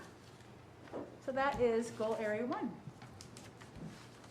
And I have goal area 2, which is systemic differentiation. And part of differentiation, of course, is teachers differentiating their instruction based on student needs. But another piece of it is what we heard Ms. Brusso talk about, student agency, student ownership of their own data, and letting the student be involved in their learning and understanding where their own gaps are. And we're really proud of the advancement we've made in this area. We heard Ms. Brusso talk about it. We continue to work on it to help teachers understand what does that look like for a student to take ownership of their own learning. But we feel like we've made good progress in this area. We also feel like we've made good progress in filling in the gaps. You've heard a lot about that tonight. Last year, the board approved a math interventionist at the middle school. We know our middle school math scores keep kind of staying lower than we would like, and so we've been working on ideas for that. Our teachers review data to really focus on their interventions, and we've started providing more online opportunities. So those are areas we're really proud of in our differentiation target area. We want to continue working on Tier 1 classroom differentiation strategies, and what Tier 1 means is at the kind of classroom level. So there's Tier 1 where you differentiate with your class, your whole class, and Tier 2 is maybe when you realize a kiddo needs a little more intervention on a skill, and you might pull them out or do a small group with them. And then Tier 3 is that really targeted intervention. And what we're finding is our teachers might need a little more help on differentiation strategies at the Tier 1 level. So we want to work on that. And we also just want to bring district-wide professional development in this area and really define what differentiation is and personalized instruction, and really get a good vision for that so that we can continue to move forward in that area. All right, I have target area 3, which is assessments. And given the objective is the unified curriculum instruction and assessments, we say we're 3 to 5 years in this goal, you know, given being at Taylor Hicks for 12 years. And where we were, I think we are light years from where we were in the past with our Renaissance and our Galileo. And so the accomplishments, the teachers see the value of data and want more valid data to use. And that was seen with Mrs. Brusso saying that they have STAR Math now to use where they didn't have that assessment, and that's actually case 6. And we've also created an assessment calendar to make sure that district-wide assessments are timely and continuously going. Developing and implementing a test coordinator. Renee Steingraber has been essential in that unifying process of our assessments. And you'll see with her presentation of analyzing the data that she's going to present later on the governing board.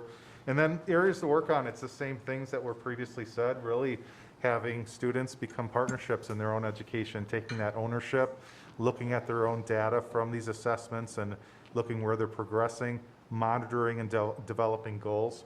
And teachers, lots of educators are in the lives of our students, and having that collaborative process to adjust curriculum, and that collaboration could be from a reading interventionist to the reading teacher to core teacher to a student that may have a resource teacher because they have an IEP.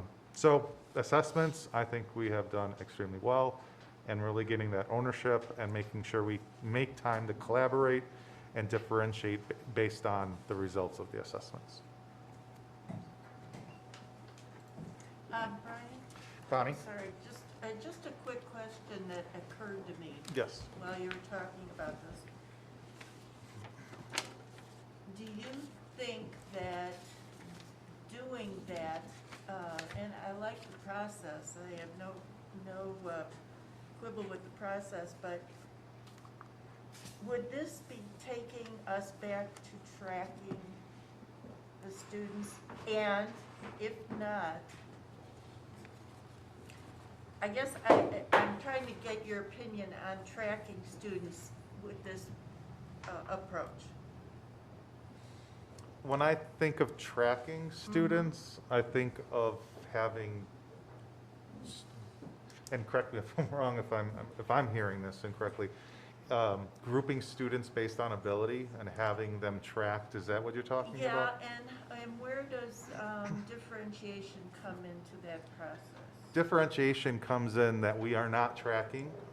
You know, besides when they get into a situation in the upper grades where they can take advanced math classes or honors or in high school AP. And we did hear, you know, from Granite Mountain parents that sometimes that can, you know, this is the honors team that can cause some issues between students.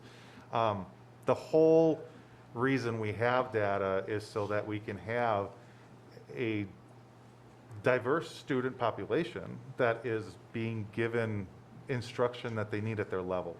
So we instruct to the standard, and then we break out and give extension opportunities to students that have shown mastery already. We work with interventionists for students who may need some remediation. If they have an IEP for academic needs, we're working together. So having... So the assessments really help I was just gonna say, identify, to differentiate. Having these assessments provides the information, because what I have seen and what I have read, once you're in that high track, you're always in that high track. Tracking is not something that But it is that discussion that these parents brought up tonight, that's that ongoing discussion, is do we look at honors programs, or do we look at differentiating within the classroom? And I think it'll probably always be a discussion. And depending on the group of leaders that you have and the school board that you have and the parents and the demand that they're asking for, where do you balance that? But I think we always have to have that. I agree with you, Connie. I think we always have to have that discussion. Thanks. Yeah. All right, I'm next. I've got Target Area 4, Consistent Instructional Program. This is a place where we're really proud of the strides that we have made. Our instructional model, Classroom Instruction That Works, involves 9 strategies that are research-based, proven to help student learning. We've always had great teachers in PUSD, and for years it was, you know, I try this, it's really good, you should try this, and we were just kind of all over the place with different modes and approaches to teaching. This has really unified us in every sense of the word in the way that we approach things. It's really becoming embedded in classrooms. You can see that we have moved from just being familiar with this. Our PDs are all around this. Virtually every professional development that we've had for the past 5 years has had one or another aspect of classroom instruction that works at its core. And so it's really becoming a part of what teachers do. As we bring new teachers in, it's a big part of new teacher orientation that Kelly's ran and conducted this last week. So people come on and we say, this is the way we do it in PUSD. There's absolutely room for different approaches and personalities, and within different content areas you're going to see things, but it's all unified in the strategies that we take together to help kids learn. We have embedded that in our evaluation tool as well. That's something, both an accomplishment and an area to work on, in that we came up with this great new evaluation tool, had a lot of teachers and administrators and others as part of that, And then just as we were ready to implement it, COVID hit, so we really haven't fully implemented that yet. This year will be the first year, hopefully, that we'll have a normal enough school year that we can roll that out and really see what that does to strengthen the use of our instructional model. And I'll tell you, 7 years ago when I sat down with Kelly and Marty, and we said, wow, things are a little bit rough, we said, first thing we need to do is put an instructional anchor into place. And we got her. Target Area 5 is instructional technology, and that is a vehicle to unify curriculum and instruction, right? So an accomplishment there is that from an equipment and community standpoint, PUSD was highly connected with many teachers using Google Classroom and during pre-COVID. And so that helped a lot during distance learning, would you say?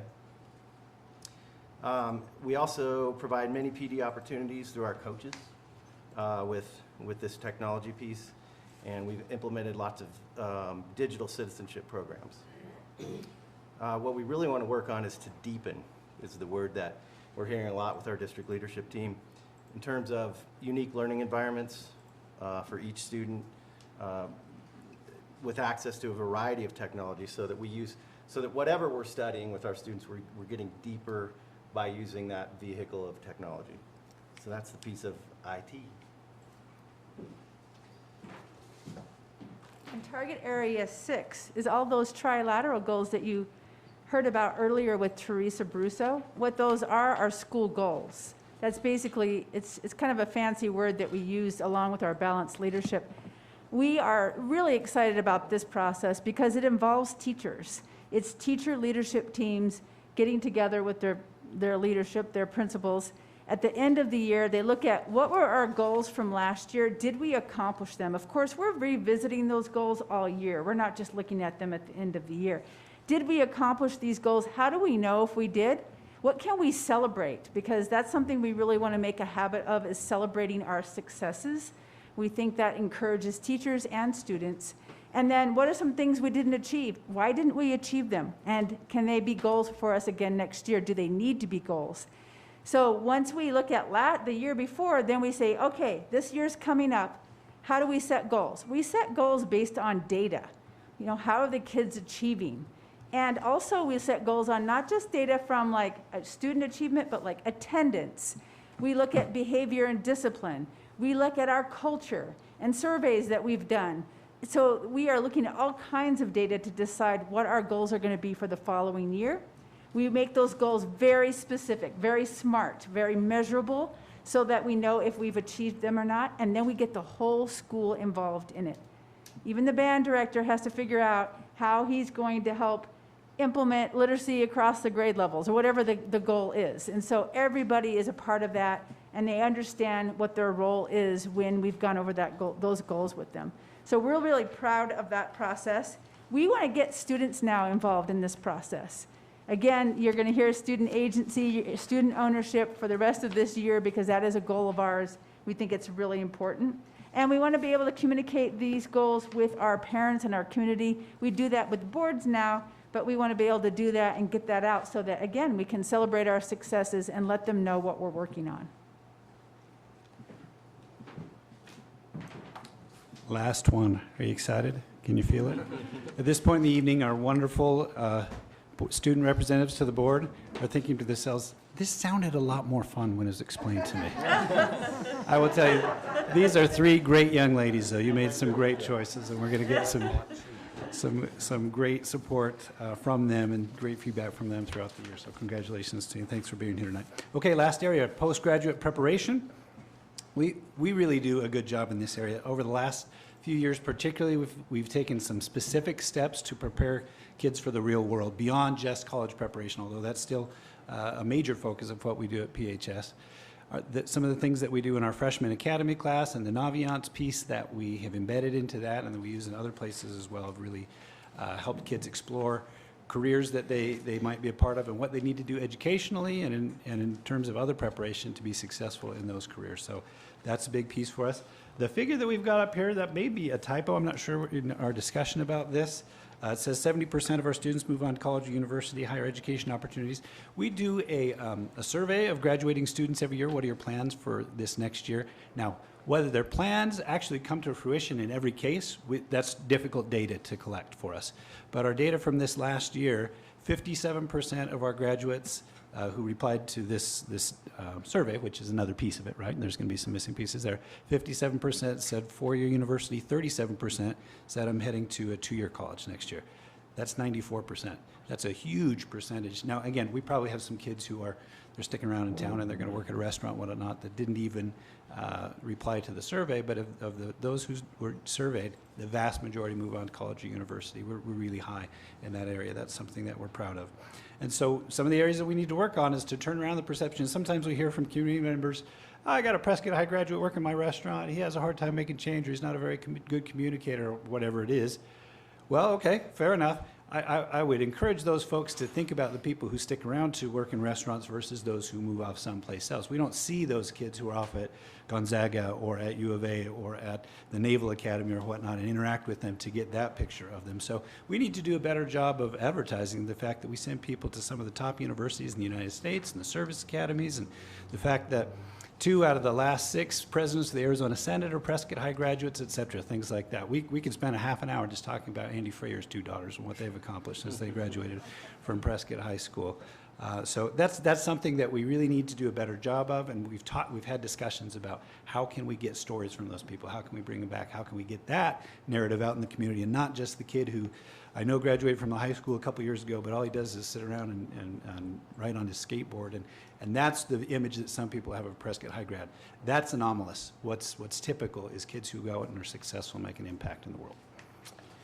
I would just like to make one little comment. I think that we should, as a community and a high school, our goal should be that there aren't any of those kids that can't communicate and make change by the time they graduate. Like, that should be a goal. At least, like, all the kids should be able to, like, speak and, No question about that. I can promise you we lead every one of those horses to water. We do a good job of that. And we make most of them drink. Some of them are really hard. I guess I'd say too that you can go to any grocery store and they don't make change anymore. They pull it out of the drawer and hand it to you. There's also a lot of CTE data that doesn't apply necessarily to that. Yeah. They may come out with a certification and have a really good job that might rival a college education. There's a lot of talk about that right now. But the other neat piece too is that the foundation's batting around how to engage alumni, and certainly the district would partner in that, but we may be able to put some things in place where we're able to reach out to them. There's also Naviance that we do that the foundation pays for, but we do Naviance in the middle school and the high school, and it's college and career prep, and it does help us start to track students.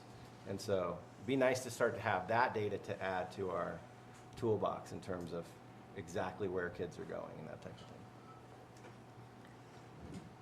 Cool.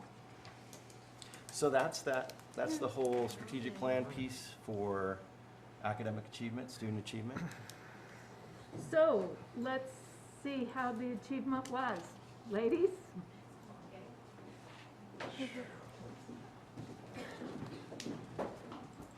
Miss Kathy, can we have the mouse? I can have that. The magic mouse is going to work this time. Oh, good. Yeah, so we can click our own way. Well, thanks for hanging in as long as you guys have to get to our segment of what we're here to share with you. So I'm Renee Steingraber, and I am the district testing coordinator. And this is Shelley Reed. Hi, I'm an instructional coach at all the 3 elementaries. Math coach. And specifically for math. So we thought it would be a great opportunity to bring her today with us to share in some of the data that I've come to share with you. And if you remember, in the spring I was here and we kind of battled down some of the issues that were going on with the data and the information that was placed out here. So I'm really happy to be back this time to go through what has happened in the spring of 2021. So today we're going to be just talking about the achievement data. So it's the grade data, not attendance data, behavior data, or any other kind of data that we might be gathering here at Prescott. So the achievement assessments that are required by the state of Arizona, you'll notice up here, the ELA and math, grades 3 through 8 are the AZM2. Grade 10 also in the spring took the AZM2. Grade 11 took the ACT, however, the state gave it as an optional taking for us last year. It is required this year. The state paid for it last year and said we can go ahead and give it to our students. However, we had to give it to every 11th graders that we had. So that included all special ed students. The only ones that were excused were the ones that took the alternate assessment in 11th grade. The science test that was given last year in the spring was for grades 5, 8, and 11, but it was a field test. Are any of you familiar with what a field test is? That wants to speak. Okay, real quick, field tests, they're gathering information. We don't get data.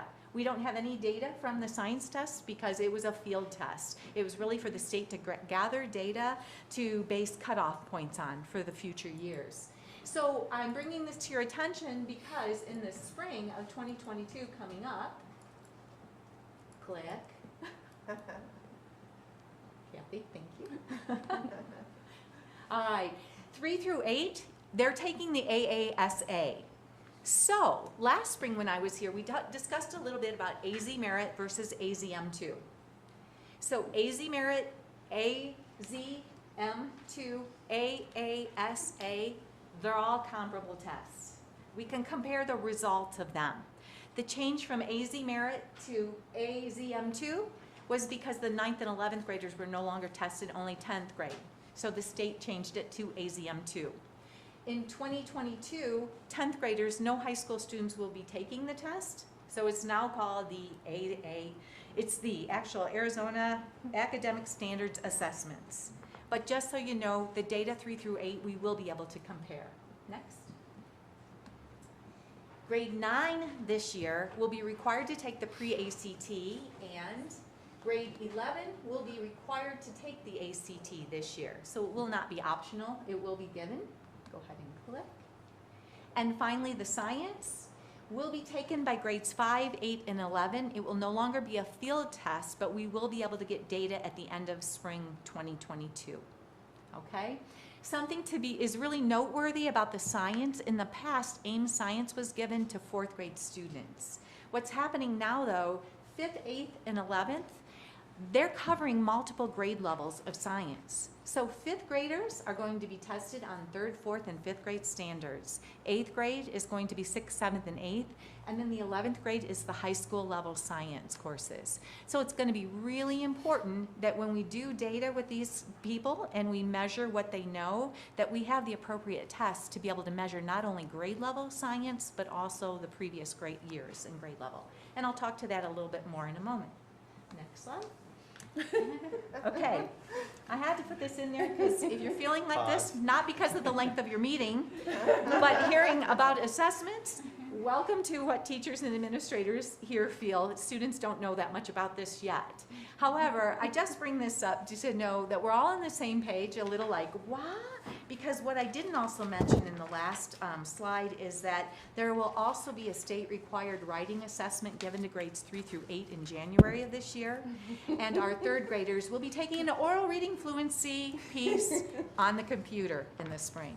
So I just want to put that out there to let you know what is ahead for the district when we talk to what the state is requiring for assessments. So we're going to move on because that's what we do here. We move on and we check out what do we need to do to get this done. And so when I was here last, I talked about the different variables. So the first variable, I just want to bring up pandemic. I mean, it's pretty clear it's in our face, right? Pandemic. The scores we're looking at today are from a pandemic year of learning. I talked to the State Department of Education assessment people yesterday just to clarify and make sure I was right on with things. And I said, you know, one of the things we like to do is look at historical data. And I was told pretty flat, we can't. It's really hard to compare what has done this spring to the past because the year is so different. We had kids who didn't test at all because parents did not want them to come in. State testing has to be done in person. So we made arrangements here at the Washington building in the gym. Rachel Chunglo was in charge, and we brought kids in and had them socially distanced and masked and all kinds of things. But there were still families that weren't comfortable. So those are all issues that were affected by the pandemic. In addition, we had the prep students who tested at home with some of the tests that I'm going to talk about. And the next variable or factor that happened is the at-home testing. And I believe I mentioned last spring, parents love to help, and thank you parents who are here, but sometimes there's a little too much help going on. And so what happens is, like, we had a little second grader scored a ninth grade reading level on one test. It was scary. So, you know, fortunately for some of those kind of things, we can go in and I can go in and delete the test and we can retest. But, you know, that's just the facts of what we dealt with some of the testing with the results that I'm going to be showing you. And additionally, and the next little thing we had is curriculum changes. And when I was here in the past, we talked about Engage New York coming along, and the high school, I believe, had another math curriculum. Well, this year we have Into Reading that is now in place for grades K through 4. So we're going to see some changes in K through 4 coming up through the year, hopefully good ones. We're giving them enough professional development. A lot of them sat through yesterday a great meeting on professional development with a new curriculum. It has an online platform. We've got the teachers set up in that, ready to go to look online at the curriculum as well as their books.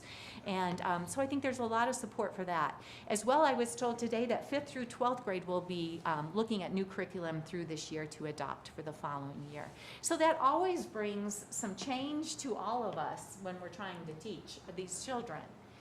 Next and finally, preliminary data, okay? One of the things I think was, like, we all want to see the data, right? We all want to see the data. But I need to share with you that today's data that I'm sharing you with the state data is preliminary data. It has not been released publicly, and we're okay sharing this.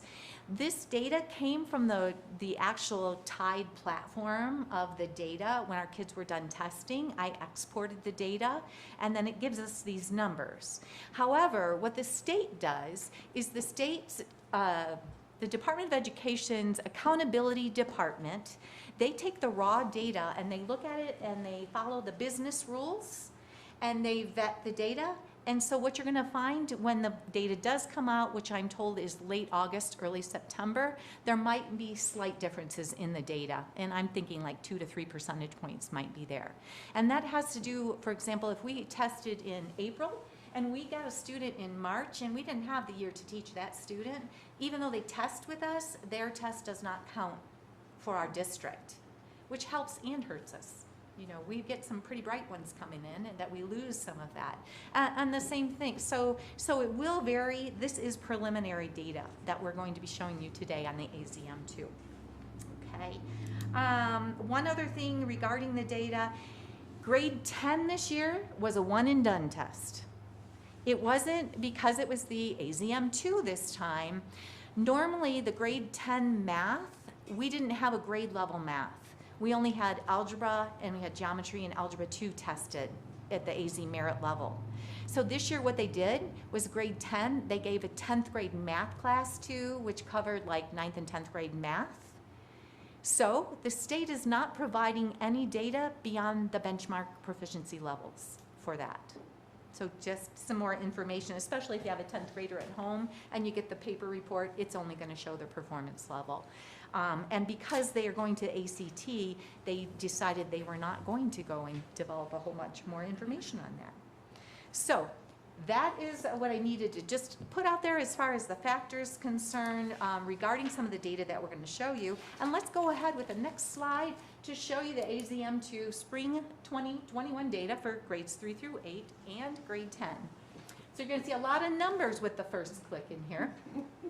So what we're displaying for you first right here is the grade level. This is PUSD alone. I'm also going to show you the state of Arizona's data and the amount of students we had in these grade levels, and this was the percent of passing for the students in our district.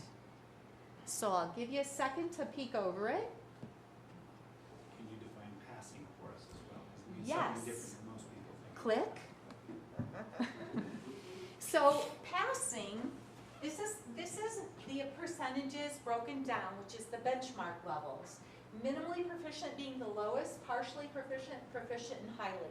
Any student that scores in the highly proficient and proficient areas are passing students. Partially and minimally are not passing students. So this was our ELA of how we ended up.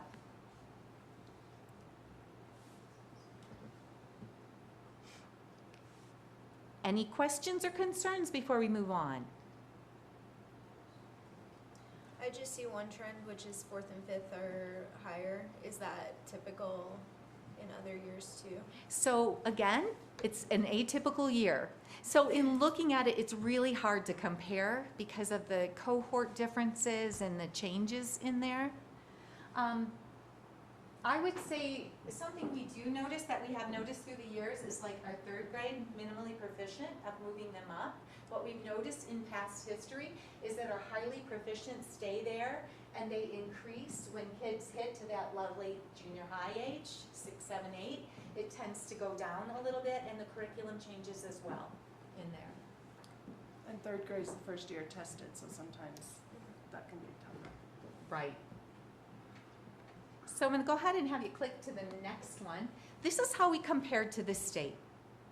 And again, in the percent passing, I think the trend that you do notice is our norm is to score higher than the state. And I don't put that out there to say what we have is totally acceptable, but just to note that we also have to keep into consideration how is the state doing and how do we compare to the rest of the state in here. And one more click. You can actually see in here as well the different proficiency benchmark levels and how we compare to the state in these areas. And when I look at these, I think of the term function of the test, because we've seen so many iterations of AIMS and AZ merit and that type of thing. And in fact, I mean, the bar gets moved by the state. And so, you know, one year, I mean, I think we're all trained to think, you know, you should see 80% passing. You should see most kids passing. But I guess it depends on the test or where the state puts the bar, because 8, 10 years ago, maybe 7 years ago, everyone was scoring in the 80s, and then they moved the bar, and then everyone was scoring in the 30s. And so the whole state went, wow, our kids just lost all that. They were smart, now they're not.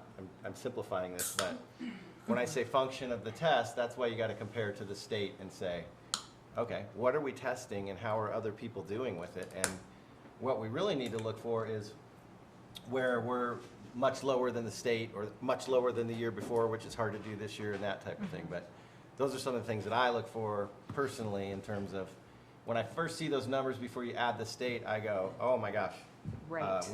we should throw it all out and start all over. And then when you see the state in there, you go, okay, that's how all kids in the state are taking that test. Right, and the difficulty of the test and the change of the test. In my conversation with the state yesterday, one thing I found interesting was the writing and the purpose of the field test, because I said, are they still going to have to take the writing test on the test in the spring then? And was told yes. I was told in the past, a lot of the writing samples have come from other states that they have to compare to. And they feel with this writing field test that they are giving in January, they will have enough writing samples then in their bank to look at that our students in Arizona will be compared to students in Arizona in their writing. So I thought, you know, that is a positive. It's a pain that we have to take time out to do it, but, and I was also told that the whole tests now have kind of moved that way, that we're getting Arizona questions. We're not getting questions from other tests from other states. Okay, so this is the ELA in there, and let me check and see if there was anything else that I needed to give to you for that one. And I'm going to hand it off to Shelley. Thanks, Renee. So here we have same grade levels for math, and you can see the percent passing. And then we have the same kind of data where you can see the breakouts for the different levels of proficiency.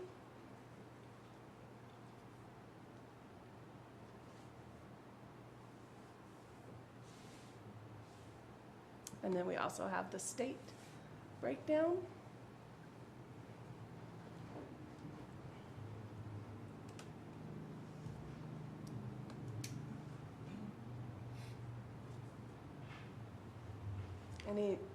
Anything you notice about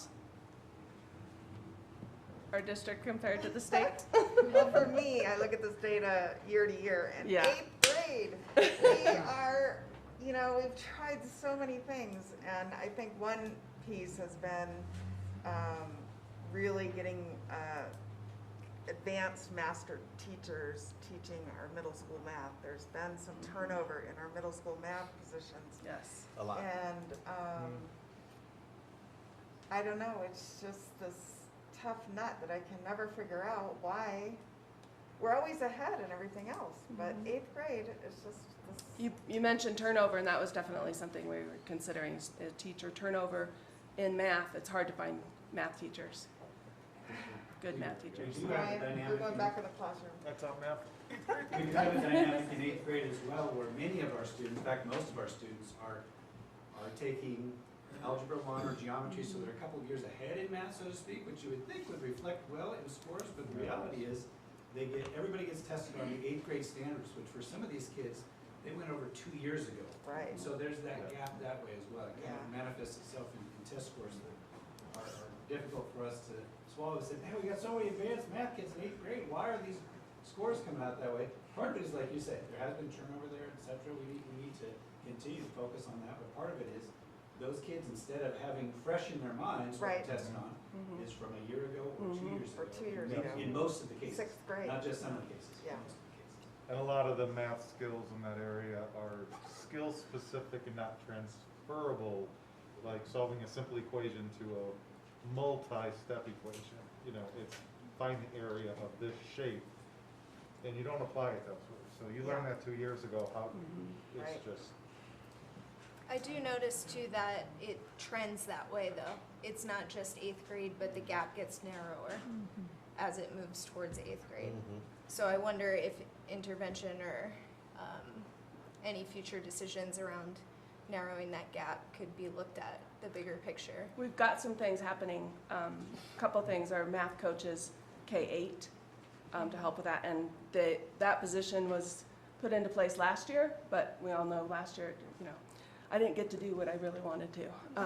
And the other math coach is excellent. So that's in place. I do think that would be one of those things that would be a good idea for us to dig some deeper into that at another time, because, I mean, yeah, Well- I know we've talked about this for some time. This is not new. One change also is that K6, the students will be taking quarterly the STAR math assessment, which we haven't had. We've Okay. had Galileo, which is given 3 times, but that's based on the current standards and how they're, at the beginning of the year, doing on the standards they weren't taught. In the middle of the year is a temperature check, and then the end of the year. STAR math will give more diagnostic, breaking down where the missing pieces are, and those, those number sense skills that are so transferable to all of the upper grade And math. interventionists can use it for progress monitoring Yes. as well, so they can take it more than the So 3 or 4 times a year. so that was a big missing piece of data, and we purchased it K6 this year. Are we still using Galileo this year? Yes. Yes? One thing I'm happy about, and I know last year was a weird year, but it felt like when we implemented Engage New York at the lower levels that we saw, you know, a jump in our math scores. did. And I'm excited to see that's still there at those lower levels, even with last year. And, you know, we keep kind of hoping as those kiddos move up with that foundation that it will translate. But it doesn't seem to be. Not yet. Not in this funky year. Not in this It's a funky bummer, year, for you know, sure. but yeah. 3rd and 4th grade, yeah, look fantastic.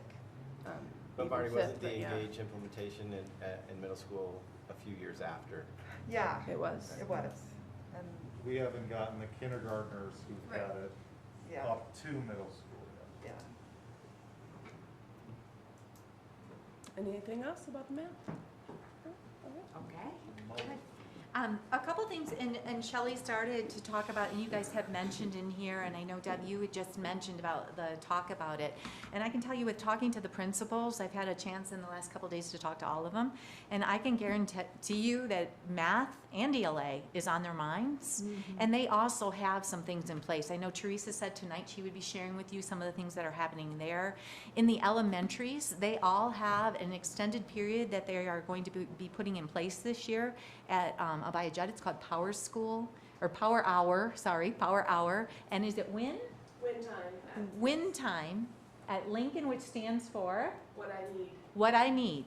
And they are going to be using that time for interventions and for enrichment. So it's not only the low end of kids that we need to get, but to target the skills that the kids need. And they're going to be fluid groups. Their plan is fluid. So this week, and every 3 weeks, I think Lincoln said every 3 weeks, they're going to be doing another assessment to check where they're at. And if a child moves out of the lowest group up into like a grade level group, they're going to move them. So the teachers, the specialists, the paras, they're all working together in the elementaries, and I know Teresa has mentioned some of similar things as well. I know at Mile High, I talked to Mr. Binder today, and you know, one of the things that we did talk about is the turnover of teachers, or some of the issues while the teachers are certified, math isn't their specialty. And they're teaching that. And so they're working like crazy, but as I think it's been mentioned, we don't have that strong math teacher. We do have, I don't want to put down like we don't have them, but we need more. We need more at that level that can really focus on that and to keep them going. So Brian also mentioned about STAR Math, and so the next slide that I'm going to show you, we're going to talk about the MOWER, which is Move On When Reading. And Move On When Reading, what we did, we adopted at the end of last year, that which started at the beginning of last year, STAR Reading and STAR Early Literacy. So they're like the brother or sister to the STAR Math. So these tests are computer adaptive. So I believe, Cara, you asked about Galileo. Galileo's the summative. That's the one that tells us what they need to know from the first day of school to the last day of school, and it covers everything. With the STAR testing, it's computer adaptive. So what happens is all students start at the grade level. A fifth grader might start at the grade level with the test. As he answers the questions correctly, it will get harder. And as he answers incorrectly, the test will get easier. So a fifth grader could potentially, if they really struggled, they could go down to like a first grade level, and the test would show that. So when Brian mentioned about it being diagnostic, those are the reports that teachers are going to get to say, this is the level the student is at, and these are the key pieces of information they need to know at that level. So that will be happening K through 6 in our STAR Math. And then the MOWER part, we adopted it in place of DIBELS because it's required by the state and it was an approved vendor. So the next click to show you, the MOWER is K through 3, required by the state 3 times a year. This is the spring data we're going to share. 905 total students in K through 3 were tested in the spring, and the tests included, go ahead and click 2 more, Kathy, thank you. The CAT test, computer adaptive test in there. And then we have CBMs. And again, this is a state requirement. Sounds like a lot of testing. It's a state requirement. It's a curriculum-based measure. These are 1-minute tests. And if any of you parents, we might have seen you online. I did a lot of them online with the kindergartners this year. That was interesting. But it's a 1-minute test that you test each child. So K through 3, all kids need to be tested between 2 and 3 tests. And the data shows, next, at the end, all K through 3, and Renaissance delivers this data to us for all of our kids at or above benchmark were 52.9%. They only have 3 categories that they put the kids into in here. If you're a mathematician, you might notice they don't all equal up to 100%. So the next click will show you we had no scores for 74 students out of 905. I know it's sad to say no scores, but honestly, only 74 out of 905. Renaissance said that was really good compared to other people, other districts in there. And the reason was if a student takes the STAR EL and takes 2 CBM tests but misses the 3rd, they don't use that data. So we're kind of lost in that. But this was the results for the K through 3 overall. And the next slide breaks it down by grade level, so you can get an idea. I'm not sure if it was first grade that this happened to, but we did have a situation, I believe, with a COVID type situation where then the students had to go home for the 10 days. Was it third grade? We had that happen a couple times, or family members, or they brought them home. So if any time those kids missed tests, we lost them in the data a little bit. So any questions about this data? All right, plenty of numbers. We're going to move right on to the last, oh, I'm sorry, one more thing before the last one. Okay, ACT, as I mentioned, the ACT was given. This is very baseline data, though, and it's really, we can't pull a lot of inferences from it because it's just really new. The situation was new in giving the test to everyone. So the first one that I'm going to show you, the little chart here, and you probably can't see it from far away. The blue is PUSD, and the green is the state. And the average for the composite score was 18.2 for PHS and 18 for the state. So remember, this is not kids who wanted to take it because they're all college bound. This is our students that we need in the restaurants, that we need to do things. They're all taking it too. So we really can't compare it to past ACT data here because it's just our baseline to let us know what's ahead.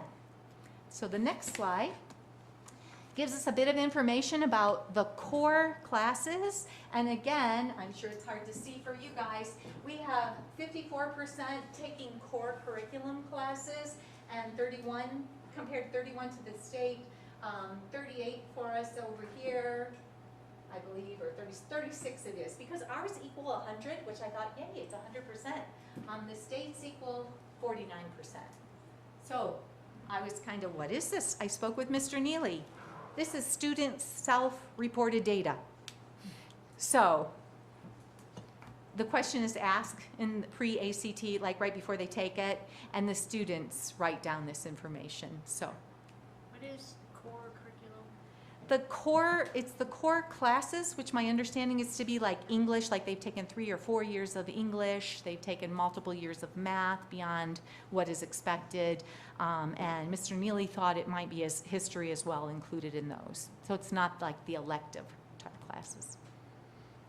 So the next slide, they broke it down into the English areas, English reporting areas, and the reading reporting categories in there. And again, we're in the blue, the state is showing in the green. And overall, for the most part, we are just ahead of the state in what we're showing in these areas. Is this test data or is this self-reported data? This is test data. This is the actual ACT data. And then the next slide shows our math. And as those of you who have been looking at our math and know, it is forefront for us. It is a concern in here, and it does show up on the ACT in some areas. That math, by all of our students, we're falling a little bit behind on a couple things. What was really surprising to me was algebra, 22 with the state being 30, and geometry, 16 with the state being 27. And yet, statistics probability were 33 and the state's 29. So I asked Mr. Neely about that. You know, why would it show, why do you think that happens? You know, you'd think they'd know their algebra then if they're getting statistics. But he reminded me of something that Clark also said, and that some of our kids, a handful of our kids, they're taking geometry in 8th grade. They're taking algebra in 7th grade. This test is 11th grade. What are they taking in 11th grade? They're taking the statistics type classes. So then it clicked with me anyways. I thought that does make a little bit of sense in there. But I think we still need to figure out how to address it. We don't just throw it off the plate. However, again, this is our baseline data for the first time giving it to all students in 11th grade. Isn't that point also true for most of the rest of the state too, where most students are also taking algebra in 8th grade? I don't know that to be true for the rest of the state. I'm not that familiar. We have a lot of high achieving students. So you're going to see a lot of our kiddos taking those math classes early. Every high school does offer it, but I think we have a higher percentage than a lot of districts. So they're, you know, if you've got a 9th grader taking geometry, but then not taking those tests until 11th grade, That makes sense. it's just a matter of refreshing them, I think. It just takes away from probability and statistics, or, you know, whatever Right. you're taking in 11th grade. It's, yeah. Right. That's a great question, though, and it's something to look into. You know, how do we compare to other districts? And at some point when the data is released, we will be able to look a little bit more at other districts. Yeah, I'm just reflecting back onto the previous discussion about the strategic plan and how we're meeting those goals for preparedness. And it looks like our imaging is the priority moving forward, just how we're communicating student achievement. And this could potentially be an area to actually increase that student achievement specifically for career and readiness Great at point. graduation. Okay, so we're going to move on, and tired of looking at numbers, so we are going to switch to a little bit of bar charts in here to show you. We wanted to share with you Galileo data, post-test data. However, how valuable will it be for you today? And personally, I thought the most value you might have in seeing how our Galileo post-test, our end-of-the-year test that we took a couple years before the AZM2 test, the results are in blue for our students, and this is the ELA post-test versus the AZM2. So it's showing how our students did at each grade level in Galileo versus AZM2.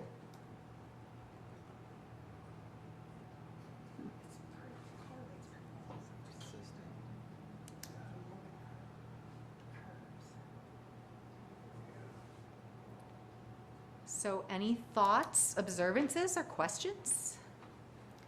Why would there be such a difference between the two? What's the difference between the tests? Going back to some of the factors, the variables. I would say in this year, the Galileo testing in the upper grades toward the end of the year, the kids get tired out. I have some high school people here that could probably speak to you on this. And it's true what we see historically, even though I try not to compare, they do drop. They drop at the end. You know, they drop at the end. They're tired of it. They're just taking it at some point as the kids get a little bit older.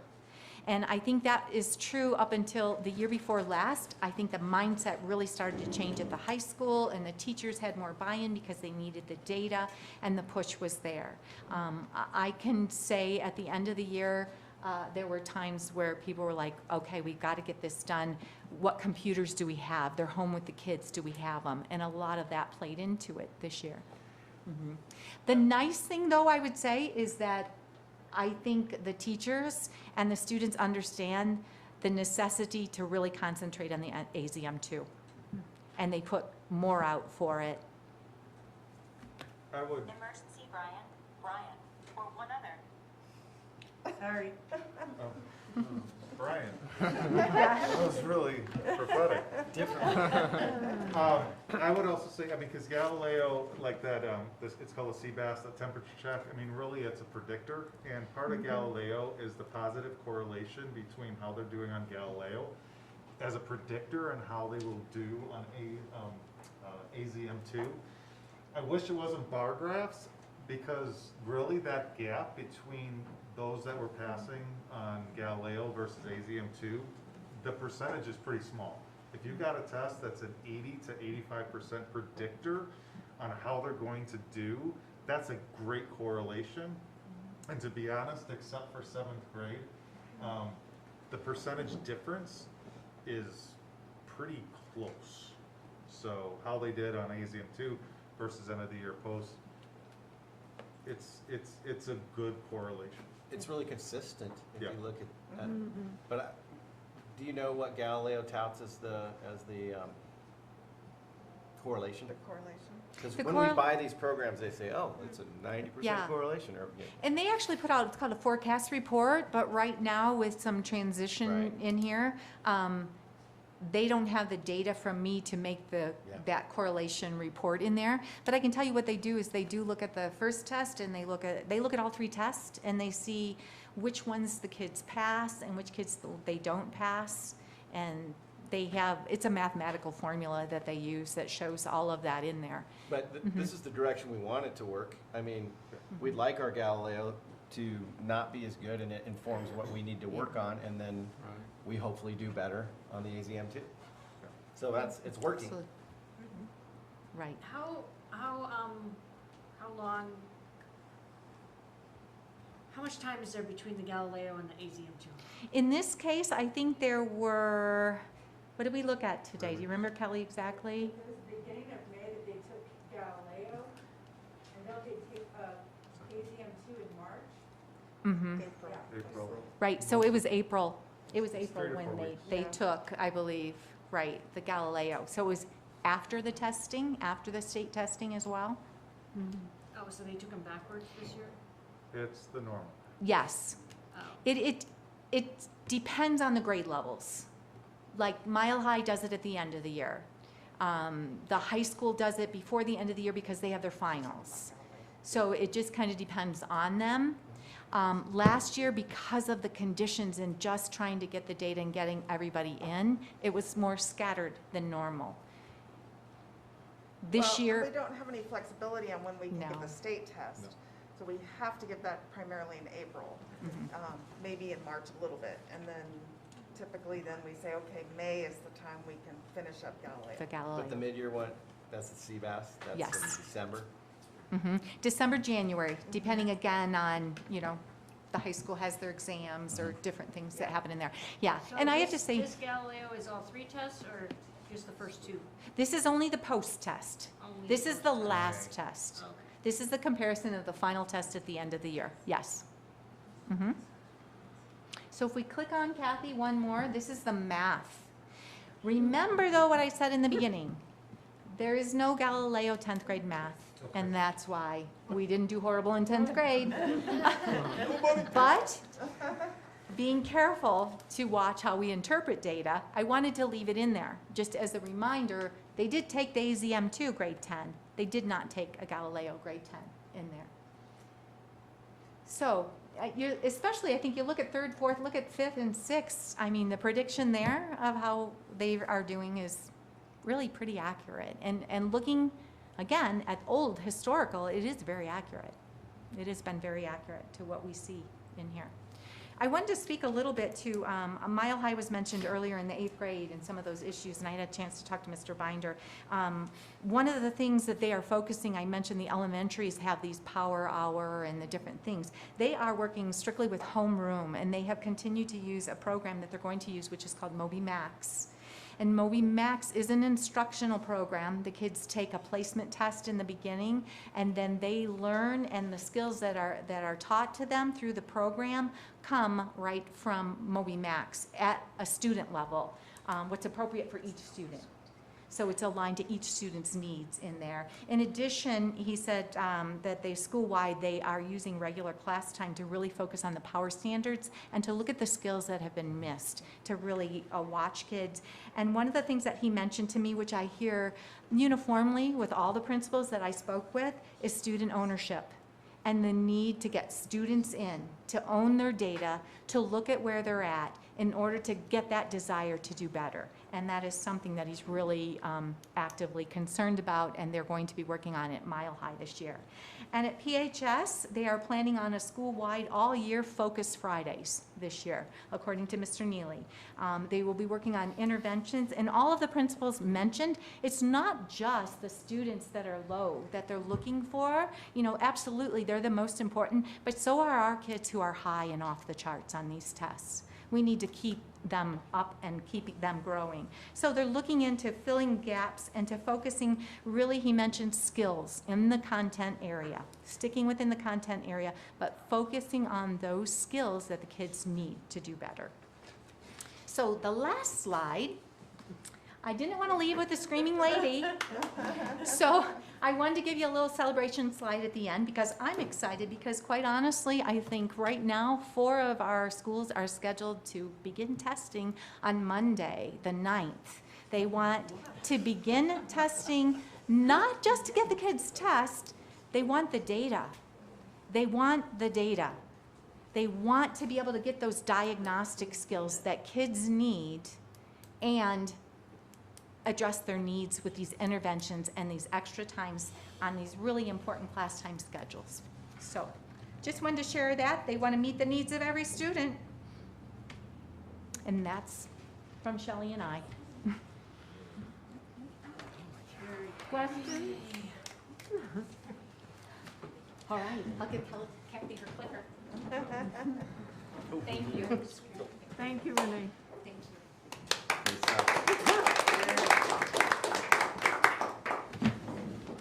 All right. Brian? As presented. Oh, wait, he hasn't presented yet. Really, the update is the principals are still filling out their capital list. And in August, they will be holding site council meetings to get stakeholder support. Now, I was going to show Taylor Hicks because they have been filling it in. It's just, you know, they're working on their list. It's things from, you know, playground canvases, you know, for help, to desks, to curriculum, to more technology, ITVs, Chromebooks. It's very similar. And they've had a busy getting ready for the beginning of the school year, so they're all kind of over the place. So my update is we're still in progress, and next board meeting, hopefully we'll have most of the site council meetings done, and I kind of report based on those conversations. Okay. So as presented, extended. Alexa? Good evening. I thought I would give you a little bit of a metric update and kind of what we're seeing so far in terms of COVID cases even before school starts, and then just leave you with a few recommendations to think about for our families and students as they come back to school on Thursday. So I'm sure, as you have heard and seen on social media and heard on the news, our community metrics are not looking good. We are now in high transmission. In the last couple of weeks, our metrics have kind of exploded. So we, as of last week's update, our percent positivity is 13.6%, and our cases per 100,000 is 167. So just for reference, earlier in June, earlier in the summer, we were down in, talking about less than 40 cases per 100,000 and percent positivity less than 5%. So it's pretty dramatically increased over the last couple of weeks, which is concerning as we bring students back into the classrooms, and most of them probably won't be wearing masks, and we're somewhat limited in our mitigation measures. So definitely something for families to think about, and just think about their personal safety and their health as they send their students back to school. So far we have 7 active positive cases on our campuses right now. Most of those are staff members, but it's concerning that we're already seeing positive cases and we haven't even brought students back onto our campus full time yet. So the CDC is recommending that students and staff, regardless of vaccination status, wear masks in a K-12 setting. So we're highly, highly encouraging our students and staff to wear masks on Thursday when they come back into the classroom. We're going to be back full in person, so we'll have all of our kiddos on campus, which is really exciting. But just think about the risk level for your student and your family, and how you may want to address that. So that's kind of the update from us at this point. Any questions for me? First of all, we talked about that red light, green light system. Do we have something in place to do that? So our district admin team really kind of tossed that one around a lot and thought about it. We even considered taking it to our medical advisory council, but after further discussion, we have some concerns about it. One is I have not been able to find a model at other schools using that, and so as we were starting to think about what constitutes green, what constitutes yellow, and orange or red or whatever color, it started to become somewhat arbitrary. We were just trying to make up benchmarks, and we didn't really feel like they were truly science-based metrics. And also, we were concerned about some mixed messaging. We're recommending what AZDHS and CDC is recommending, which is masking on campuses no matter your vaccination status when you're in high or substantial transmission. And in our community's in that right now. And so we don't want folks to think that it's safe or not safe to come on campus, and they need to be making their decisions based on our community spread.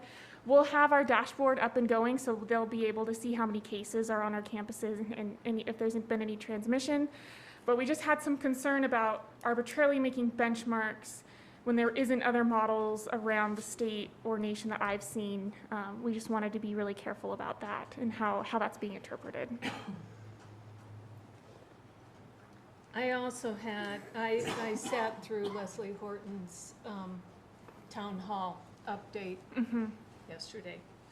And there were several things she mentioned that really struck me.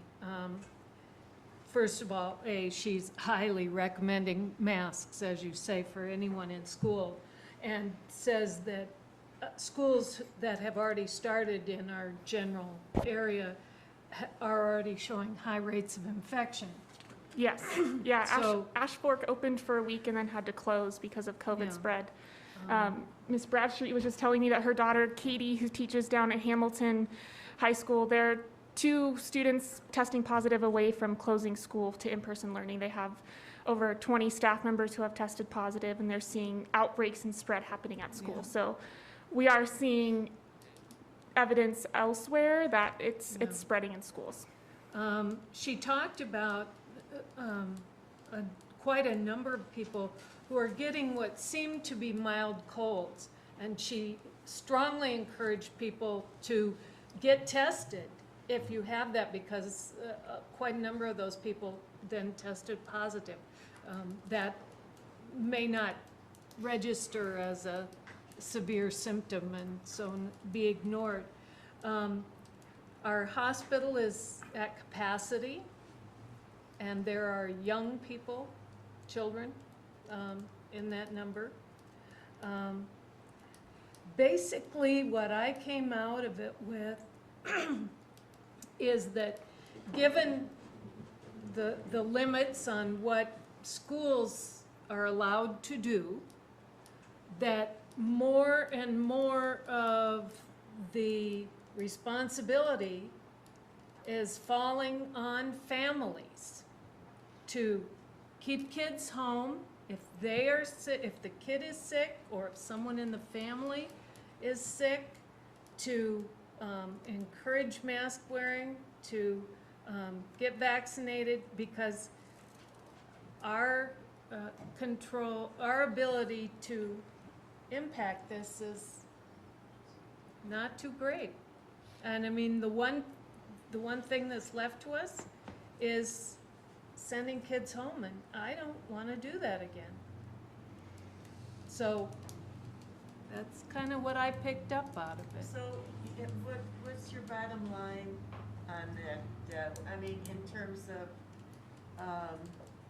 you know, what can we do? You said that the responsibility falls on the families and the parents. Well, I mean, is that the message you got from Leslie? well, yeah, basically. I mean, certainly we will continue to do the things we can do. Yeah. The mitigation. cleaning and, Yeah. and the ventilation as much as possible, and, you know, giving kids opportunities for hand washing and so on. But if they're not gonna get vaccinated, they're not gonna get vaccinated. Well, and we have a large segment of our students who aren't even eligible for the vaccine yet. I So know.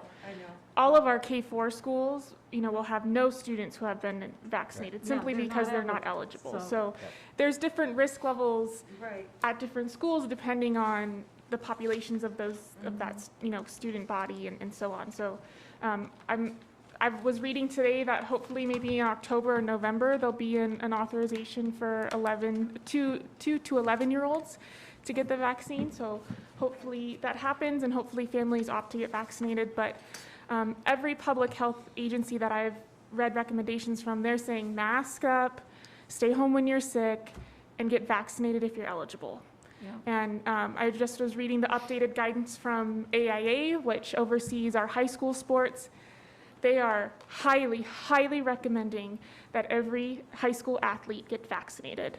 That's the way that they're going to have a successful in-person season, by getting vaccinated and keeping COVID out of their teams, out of their schools, and not being quarantined. Alexa, where is our Sounds great. 7 positive cases? Is it a cluster? Is it spread out? It's spread out. We have a couple at transportation. We have one at the high school, and a couple at Mile High. None related to each other in terms of spread that happened. We have a sibling set that tested positive, but that was spread at home, obviously. Okay. So you've appointed the medical council, right? Yep, yes. Since they're appointed, do they fall under the open meeting law? No, it's just a group of people that. Are you sure? Because I read somewhere in the law that appointed councils fall under the If they're open appointed meeting by law. the board. Yeah, they're not. But administration appointed them, so. Yeah, a committee of the board would fall under open meeting law. But we have committees that meet all the time about different stuff, and they're not subject to open meeting law. How are the teachers feeling? You know, I think overall they're excited to welcome students back. I think there's some who are concerned, especially since we're already starting to see positive cases. And I was at Lincoln yesterday meeting with their staff, and I just encouraged them to take precautions to protect themselves and protect their students. But overall, they seemed excited and ready to start the school year and excited to be back together and kind of have a more normal start to the school year as opposed to last year. So I think it's mixed, kind of a mixed bag. In terms of health and safety, Alexa put out a video. It's about a 20-minute video, and we asked every principal to go through that with their staff and stop and talk during it. So from a health and safety standpoint, there's that piece. But my feel in terms of how teachers are feeling, we'll hear a lot more from principals because this is only day 2 since they've been back. Tons of high energy with the new teachers, great programs with them, and people are excited, and everyone, parents, teachers, all of us were chomping at the bit to have normal. I'm realizing, we're going on 2 years of this, and I don't know that we'll see normal right away. But we're also entering into the unknown again, right? So, I wouldn't say anybody's getting good at that, but we're getting experienced at it. And so we'll continue to talk as a community, and we'll continue to talk to the board, and we're going to do our very best with limited mitigation to not close schools, and hopefully if we have to close small clusters or classrooms, we'll try to do that first. You'll hear a lot more communication directly from schools if you're a parent, rather than district-wide, this is what we're doing as a district. That's going back to the school level. I was just going to say, I think a big difference this year too is we have a high vaccination rate, or fairly high, I would say, amongst our staff.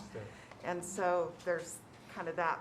Last year it was so unknown, and this year we kind of have that in our pocket. And one of our staff members who tested positive did have 11 close contacts, but almost all of them were vaccinated, so they did not have to quarantine.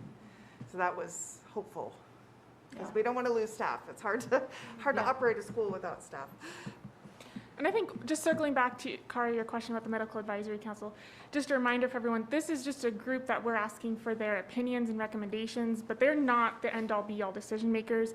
Anything that they recommend would come to you all for your approval. So it's not like these decisions are going to be made behind closed doors. They're just a group of local experts that we're going to be asking their opinion on if we have a time where we feel like we need assistance in making decisions. And lots of hope that we can say to the health department, here's what we have, what should we do? And I think we're seeing, last year, we weren't just the only school district who was making those decisions, it was every school district. But that trend's changing, at least in Prescott, and we're gonna lean on health experts. Anything else for Alexa?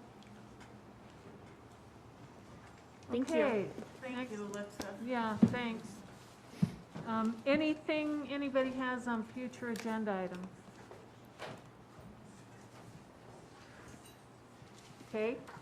Our next regular meeting is the 7th of September here at 5 o'clock, and we do have our retreat August 27th, 8:30 to noon.